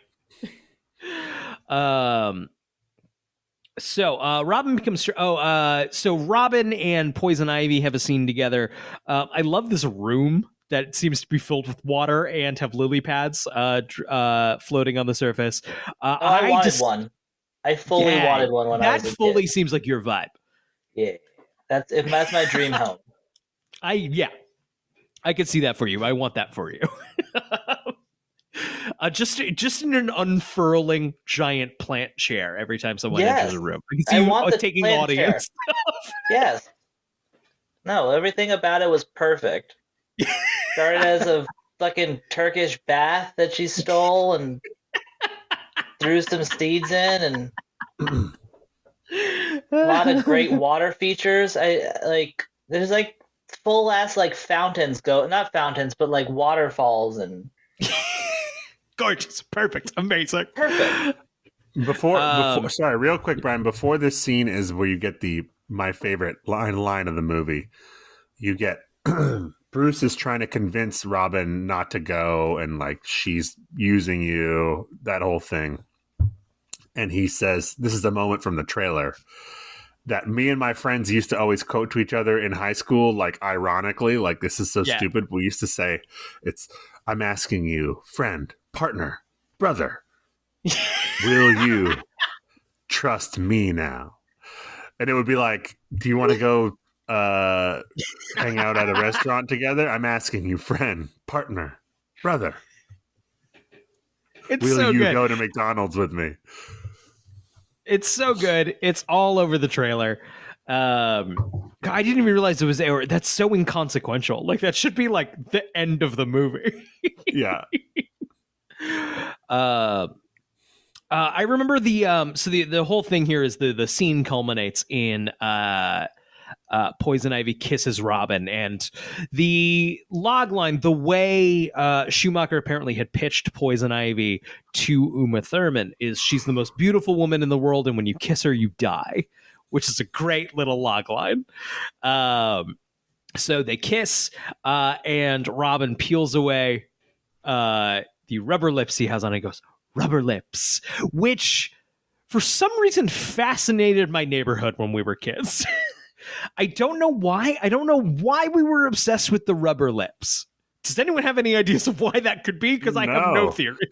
Bold strategy for him to take the lips off, though, because she could have just jumped and kissed him again right there. Yeah, right. Oh, gotcha. Really yeah. It has to be a consenting kiss. Oh, okay. For the poison to work. The fact that they're rubber, it's clearly like a condom joke, right? Right, yeah. Yeah, that's what I got. Yeah. Lip condom. Get it. I mean, I didn't get it at 11. I got it yesterday when I watched it. Yeah. So sex doesn't work when you're wearing a condom? I don't get it. Yeah. I don't know. Yeah, all right. Maybe I get it. All right. Maybe I get it now. If you had a poison... If you had a poison vagina. Yeah, I was going to say a venom vagina, then the condom would protect you. Yeah. Any other thoughts on that scene before Batgirl arrives? No. Okay. Meanwhile, Batgirl arrives and fights Ivy, eventually beating her by trapping her in her own plants. There's a scene here where Batgirl, basically, Batgirl. George Clooney has a line of like, isn't that a little non-PC? Shouldn't it be Bat Person or Batwoman? To which Silver's just, it's me, Barbara. Yeah, stop Bruce, it's me. What are you fucking doing? In character, he's like, anybody in the back of the suit ready for him. It's like, God, Alfred, you motherfucker. You motherfucker. Now I have to have another person in this. This was my thing.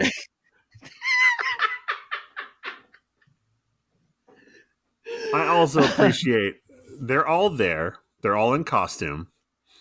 Mr. Freeze is about to freeze the city. Time is of the essence. And they all say, let's go back to the Batcave and change into new outfits. Let's change into new outfits. Mr. Freeze is going to freeze the city. Alfred whipped up just the right aesthetic. Right. In the last movie, they explained it because everything else got destroyed by the Riddler and only the prototype was left. That makes some sense. That didn't even register to me. I was like, why does the costume change in forever? You're right. In this one, they're like, it's the third act. We need a new costume and more toys. So aren't they for ice? Don't they protect against ice? Is that not? Yeah, that must be it. So, but she just got her fucking costume. Yeah, but she was playing a plant person. She doesn't need the ice costume yet. So there's a reality to Batman, is that a Batman action figure is a Batman action figure, right? If you have the Batman Returns action figure, why do you need a Batman and Robin action figure? There is a guy on YouTube, Maven. He used to be a professional wrestler in the 2000s, and now he has a YouTube channel about the realities of professional wrestling. And he talks about how there was a wrestler around his time named Jeff Hardy, very famous. Jeff Hardy always had new outfits. Like every year or two, he'd have a new outfit. And Maven at one point apparently asked him, like, why do you have a new outfit? Like, isn't that a pain in the ass to like go through creative, get everything approved again? And Jeff Hardy was like, new outfit, new action figure. Like that's which he got royalties from. Smart. So, you know, every now and again, you got to refresh the look, get a new action figure. And that's exactly what happened here. Yeah. Batman looks like Batman, so you got to have a new Batman and Robin action figure. New action figures, new toys, because they all get ice vehicles to drive in. Mm-hmm. Which is the only reason for this next scene. But, like, here's the thing, though, and I could be very wrong, but I feel like when I was a kid buying action figures, you could have just, like, I remember I didn't even like the show, but I really liked the action figures from the show Gargoyles. Yeah. And I remember there was just one that was just the main guy made of fire. And I don't think that actually appeared in the show ever, but I didn't care. So, like, I don't get why they I was the opposite. Oh, really? I didn't want Ice Batman. I didn't want high-flying neon green, like hang gliding Batman with a missile thing. I wanted a bog standard vanilla Batman. That's all I wanted. Because then I could imagine him whatever. The problem was I couldn't make hang gliding Batman regular Batman in my imagination. Does that make sense? I see that, but I don't like. I feel like if they want to make more action figures, I don't think that kids would care if they appear in the movie or not. I don't think so either. I think weirdly adults do, or if there's just something about product lines of I don't know if there's something to like whatever company they licensed it out to would be like, well, we just don't want to make another run of the same Batman figure. Yeah, but I'm just saying, like, they can make the ice suit Batman and just release them. I don't know. I'm not a toy executive. Maybe I should be. That would be interesting to say. Someone who does know anything about that would be interesting to talk to. Yeah. Because I bet there's a whole world there, and the realities there are fucking insane. Yeah.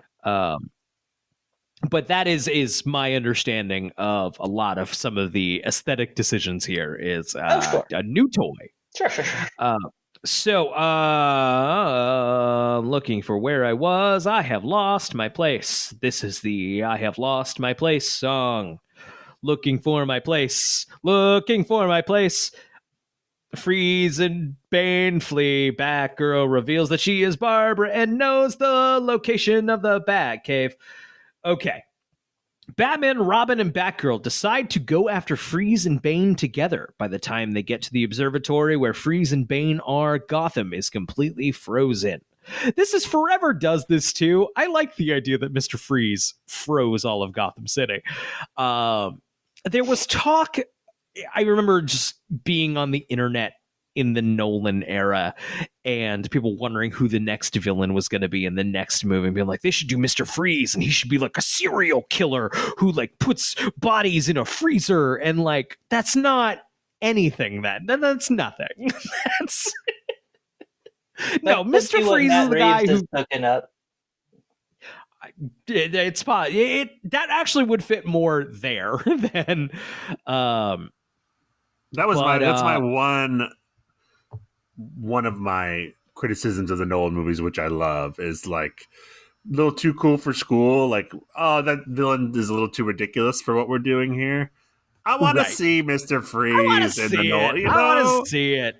Give me Mr. Freeze. Like, there is only in perception is there any functional difference between any of the gadgets in the Nolan movies and the Bat. Like, they are just as logical. They're just 100%. As feasible. Like it's the only it's just thing, a matter of, the like, Nolan stuff is they have one scene where like they're using this in Iraq right now. yeah. It's all aesthetics. It's like more of a real aesthetic in the Nolan movie, but it's all bullshit. It's all nonsense. Is the Nolan stuff more quote unquote realistic than this? No, of course. They're not any more realistic than any other Hollywood action movie. But they do want it to kind of fit in a post 9/11. We'll talk about it next week. Yeah. It is also that is another thing that I like about this movie is that it exists in a time like he freezes the entire town and we don't have to think about it like it was 9/11. Right, yeah. Like I like that, like 9/11 ruined they didn't ruin it movies, informed but the like, next decade of movies for I sure. don't need every movie. Like I'm at this point where it's like I understand that trauma exists. I want to be able to experience a cartoon world again, and I think that's one of the things that I do really like about this movie is it's just no actual consequences. Absolutely. Though I will say earlier in the movie, when Robin is frozen, Arnold Schwarzenegger is like, "Hey, 11 minutes, he's dead. You got 11 minutes to unfreeze him." He's frozen the whole city, huh? Yeah. He's a horrible Do they monster. solve this in 11 minutes? It's they figure it out pretty quick. I'm hopeful that these Matt Reeves movies are going to be a little bit more willing to go into the fantastical. It seems like they could. I think they are. I think they're gloomy, but they are also. I don't think Reeves is afraid of being silly. Yeah, the gloominess is part of the silliness. I think. Yeah. We'll see where those go, but so Robin and Batgirl confront Bane and defeat him after they manage to pull out Bane's main venom supply tube, causing him massive. Basically, the same way he gets defeated in The Dark Knight Rises. That's it. That's how you kill Bane. Yeah. Causing him massive withdrawal and returning him back to his original state. Meanwhile, Batman and Freeze begin to fight each other, with Batman winning in a cliffhanger battle. Freeze, what is Freeze's line here? He shows up in like the magnifying glass of the cannon, the scope of the cannon. Tonight's forecast. Like it's something like that. I don't know. Fuck it. There's a cold front or some shit. I don't know. I think that's better than what it was. Yeah. Freeze tries to kill Batman by destroying the telescope platform, but only succeeds in crushing the weakened Bane. Batgirl and Robin unfreeze Gotham, and Batman shows Freeze a recording of Ivy revealing that she killed Nora during her fight with Batgirl. As I in the told final Lady Freeze when I pulled her plug. Yes. But does Wiki not mention the fact that Batman actually saved his wife? We have two paragraphs left. Okay. So I don't know. But Freeze learns that Ivy has betrayed him over the death of his wife. Ivy blamed Batman for Nora's death, but she informs Batgirl that it was her idea. Freeze is angered by the betrayal and is informed by Batman that his wife is not dead. She is restored in cryogenic slumber and will be moved to Arkham, waiting for him to finish this research. Batman proceeds to ask Freeze for the cure he has created for the first stage of McGregor syndrome. He claimed that anyone can take a life, and that was not power, but to be able to preserve life was true power. Power Freeze once had as a doctor. Freeze atones for his misunderstanding by giving him the experimental medicine he had developed. This is, I think, a good scene. I like it. Am I crazy? Am I nuts? Am I fucking nuts? You're both looking at me like I'm nuts. No, like I said, you don't seem sure about it. You don't seem sure about it. I like it. No, you know what? I'm going down. I like it. I think it's. I kind of wish there was more. I wish they earned it more. Two of these and call me in the morning. I like it. I like George Clooney. I like Arnold. I like it. Fuck you. I like it. Two things. it's tonight's forecast. A freeze is coming. I just looked it up. That's so cold bad. front would have been better. That's Yeah. so bad. So once again, the also- puns go away. Yeah. Also, I don't know him from the comics, so this might just be a problem with the comics. But him being a doctor, it's very weird that he goes by Mr. Freeze. Like That's a great point. I think it was Mr. Freeze, and then the animated series like really expanded on that backstory a little bit.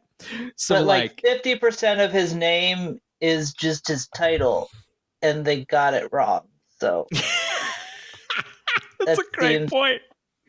Weird. Well, Yeah. see, in his alter ego, he doesn't have the doctorate. It doesn't transfer over into the Okay. alter egos.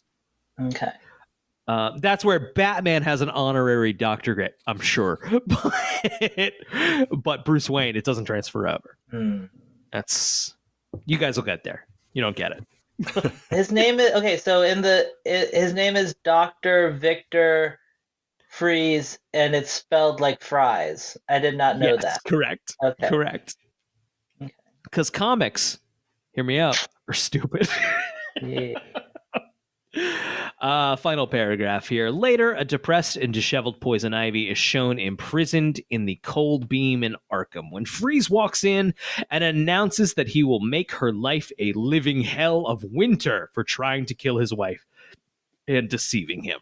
I like him in this scene. I like Arnold in this scene. I don't give a shit. Oh no, it's cool that he like emerges from the darkness. They're letting him wear his suit, which seems like a weird decision. Yeah, right. You're just allowed to have that here. Doesn't that thing have a freeze ray? That shouldn't be. This isn't how this should go.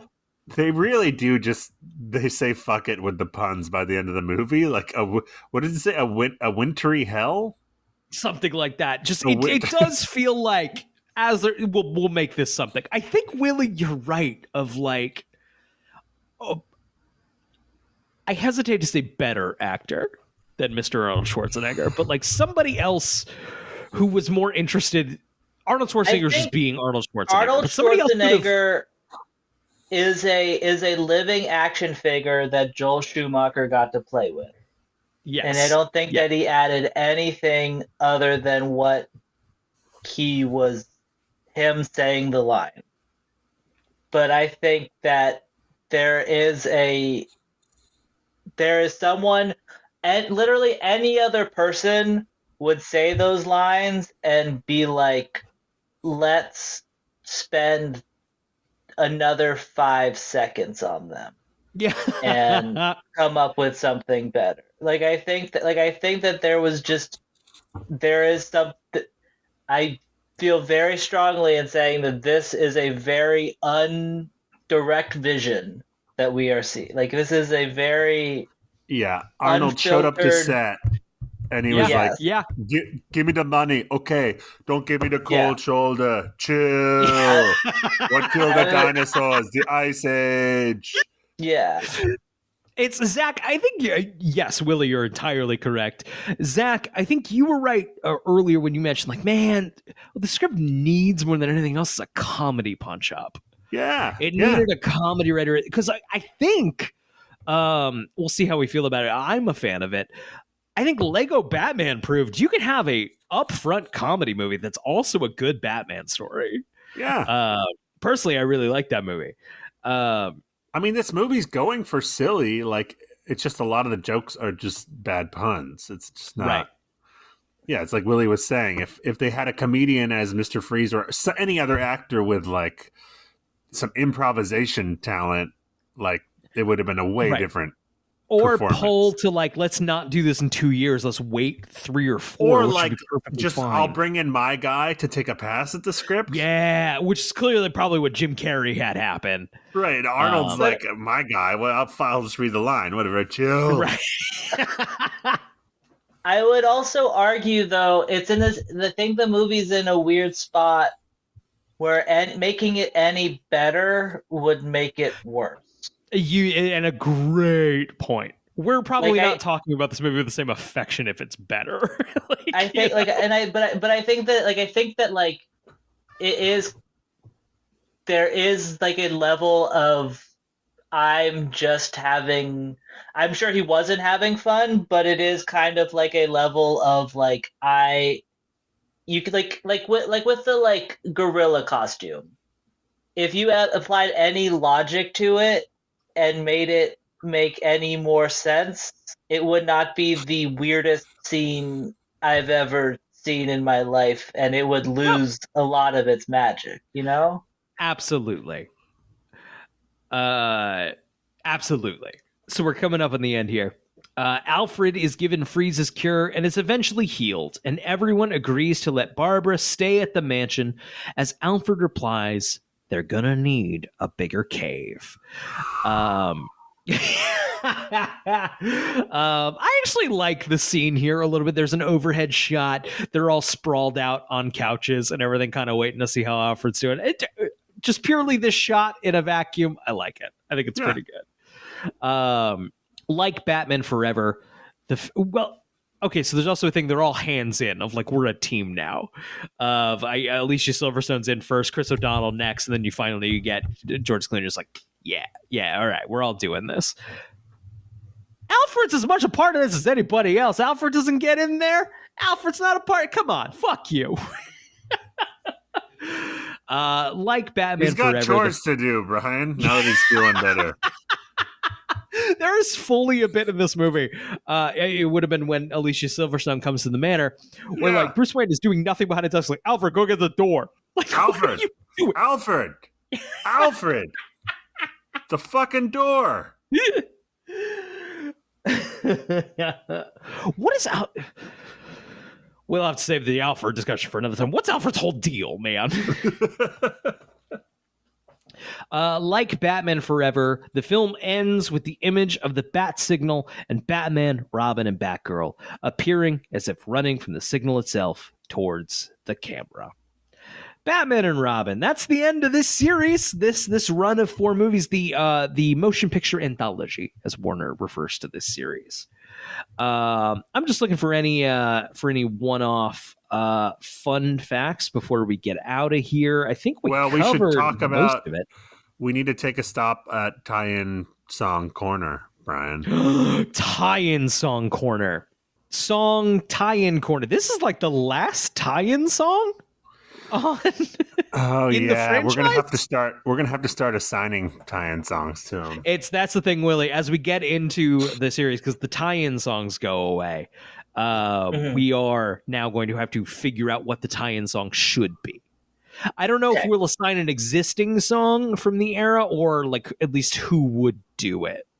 Yeah, we'll figure it out. We'll figure it out. Yeah. Do Christopher Nolan's movies even have like music in them? They have a wonderful Hans Zimmer score, but no tie-in pop songs. So they have humming. But the commercials for Batman Begins featured music by the band Nickelback. We're going to get into that so hard next week, and I'm so excited. It's legit good. They're good ads. And by good, I mean bad, of course, but they're good. Clearly made to show in like front of Smallville. Like on the CW. They make me this is just a teaser for next week's discussion. Jesse Eisman, who's been on the show, is going to be here. But they make me nostalgic for a more innocent time. Yeah. Notably, no Nickelback used on the Dark Knight trailers. No, weirdly. That was it. We were done with that. So the soundtrack to Batman and Robin was actually very well received. There were 3 number 1 hits.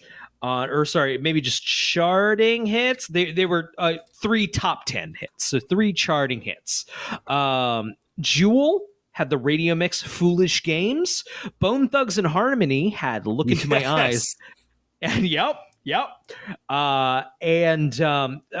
This did not chart, but Smashing Pumpkins, the song that plays initially over the credits is The End is the Beginning is the End. This won a Golden Raspberry for like worst fucking song in a movie. It's a Smashing Pumpkins song. I like it. It's nothing compared to the second song that plays in the credits, which is clearly what they're positioning as the Seal song for this movie. It's so, of course, the Seal song, Kiss from a Rose, being an incredible song associated with Batman Forever. The equivalent here is R. Kelly's Gotham City. Yes. And Convicted rapist R. Kelly wrote a song about Gotham City. Just the living Joker himself, R. Kelly. So with that acknowledged, this song is buck what? I have it ready to go. Okay. I think it is exactly what you want from one of these tie-in songs. It's terrible and wonderful at the same time.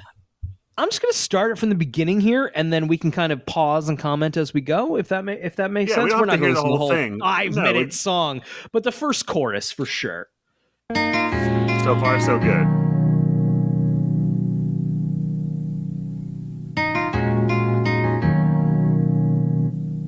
In the video, R. Kelly is getting on a motorcycle.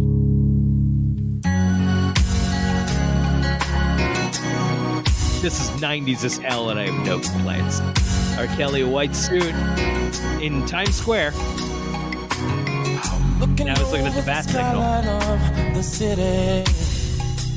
How loud, quiet nights in the midst of crime.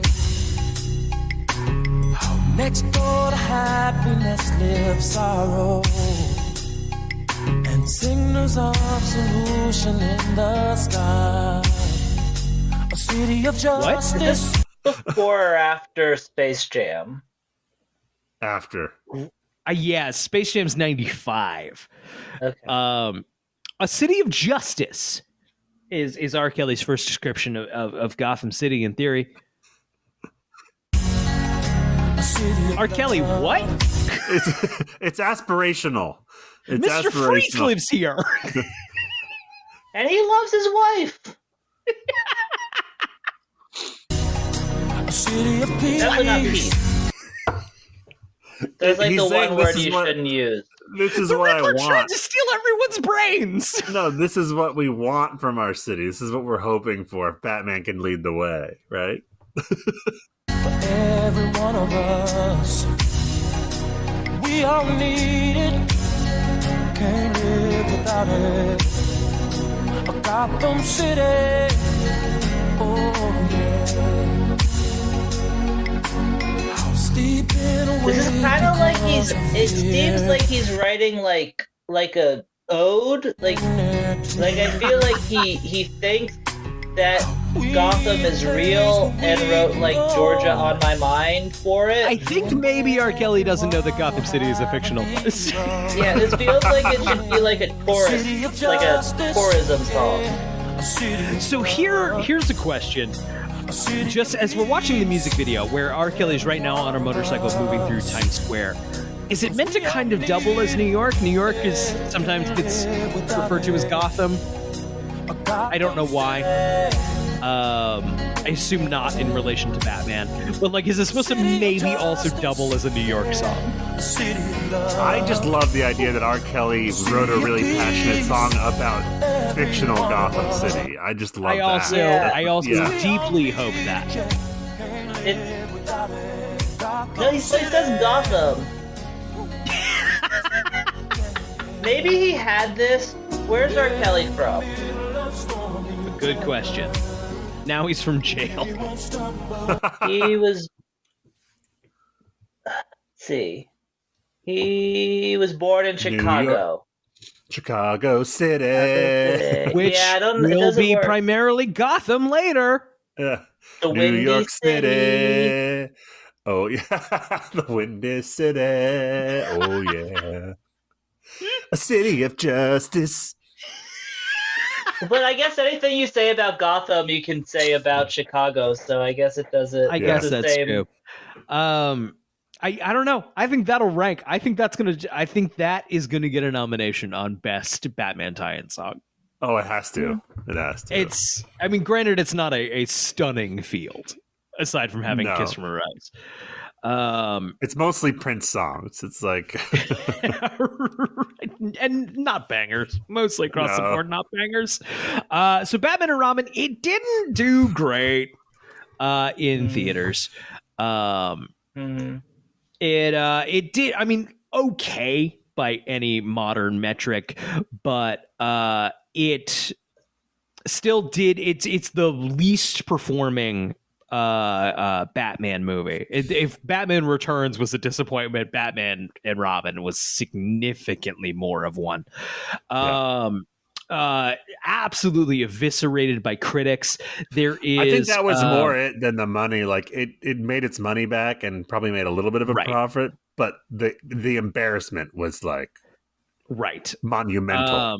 Mike J. Nelson wrote, Batman and Robin is not the worst movie ever. No, indeed. It's the worst thing ever. Yes, it's the single worst thing that we as human beings have ever produced in recorded history.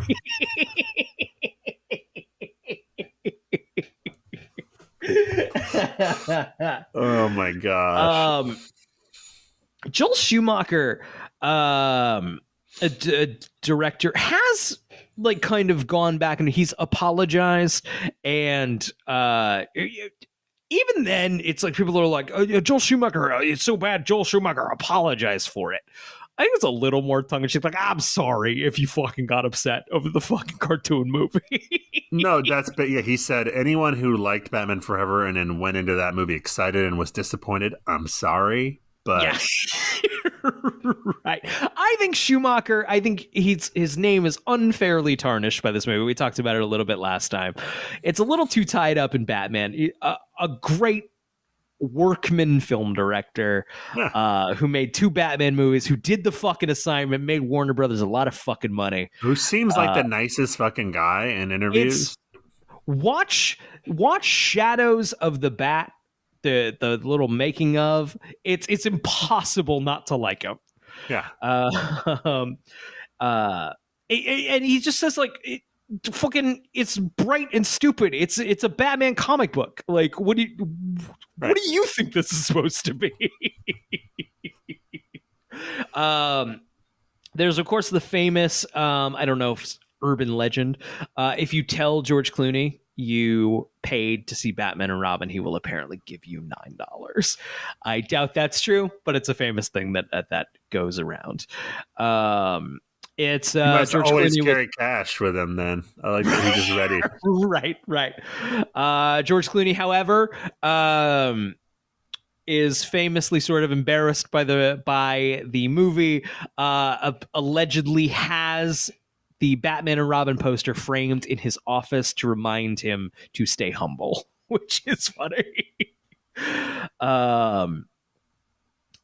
He did reappear as the character in last year's. That's where I was going to close out on. He did reappear, of course, as Bruce Wayne one more time to close out. Well, not because Aquaman came out, Aquaman 2, but he does close out a road and avenue of the Snyderverse of the DCEU, appearing as Bruce Wayne one more time in being the final shot, I think, basically. Yeah, I fucking liked it. Shot in the Flash. I liked it. I also liked it. Why the fuck not? Willie, I assume you didn't see The Flash because it was a nonsense movie. Won't now. You just spoiled it for me. You're right. It was all building up to that. Any other thoughts on Batman and Robin, guys? On the franchise is going to go into a deep freeze for a little while after this. I think we'll talk about the maybe attempts to reboot more next week. But there were a couple of Batman projects before we got what we eventually got. Overall, 30,000 feet. What do you guys think about this movie? Zach, what do you think? Yeah, I mean, I think I've already kind of stated it. I think I like the tone. I like the visuals. I just wish the script was a little tighter and more focused. There's just kind of overstuffed with stuff. But I would watch this 10 times out of 10 over Batman v Superman: Dawn of Justice. I would watch this any day of the week over that movie. I think you and I are on the same page, and it's it has, of course, a very special place in my heart as one of my favorite, like, quote unquote, bad movies to watch. Like I said, Willie and I think I had it on in our apartment more than once, more than a couple of times. So just like every now and again, just laughing at Batman and Robin. So it'll always be a very, very special movie to me that I enjoy very much. Willie, what are your final thoughts of Batman and Robin? I think I made my thoughts pretty clear. I was waiting for you to just go, it's perfect, no notes. It's perfect. It's absolutely perfect. It is like the end of a certain type of superhero movie. And until the genre is kind of reborn again 3 years later with the X-Men. Which, X-Men will be so embarrassed by like anything that looks potentially stupid. Right, yeah. I'm going to say a very similar movie to Batman and Robin will come out in the not too distant future, and it will be lavished with praise. And it'll be called Madame Web. Ooh. No, I'm looking forward to it. David Orlock gave it 1.5 stars. Yeah, I just saw the reviews drop today. It was rough. Yeah. I just saw someone call it the Cats of superhero movies. So I have to see that now. Yeah. Thank you, everybody, so much. This has been the Talon Mix. We have a Patreon. I'm sorry. There's a link in the description. Sorry. Don't do it. Don't do it. That said, if you do... Not sure that's how you're supposed to do that part of the episode. Yeah. If you do, Zach and I are looking forward to, and if we haven't done it yet, we're looking forward to doing a couple of direct to video. We should Batman do the movies. Batman musical songs and talk about them on there. We should definitely do that. We should definitely do Return of the Joker, the Batman Beyond movie. There's a lot of options. There's a lot of stuff to do as we're talking about Batman. We should get around to doing it. So, and thank you if you do your how the stuff we pay for gets paid for, and we appreciate it. Willie, where are you on the internet? The internet. If you want to find more of me, type my name into YouTube, Willie Muse. My videos should pop up, I hope. I hope so. Willie, we close out the show. We want the guest to put you on the spot here. Do you have a question for Batman? Spoiler, the answer is going to be a sound clip of Batman saying, "I'm Batman." Oh, God damn it. Why do you have a butler? Good night, everybody.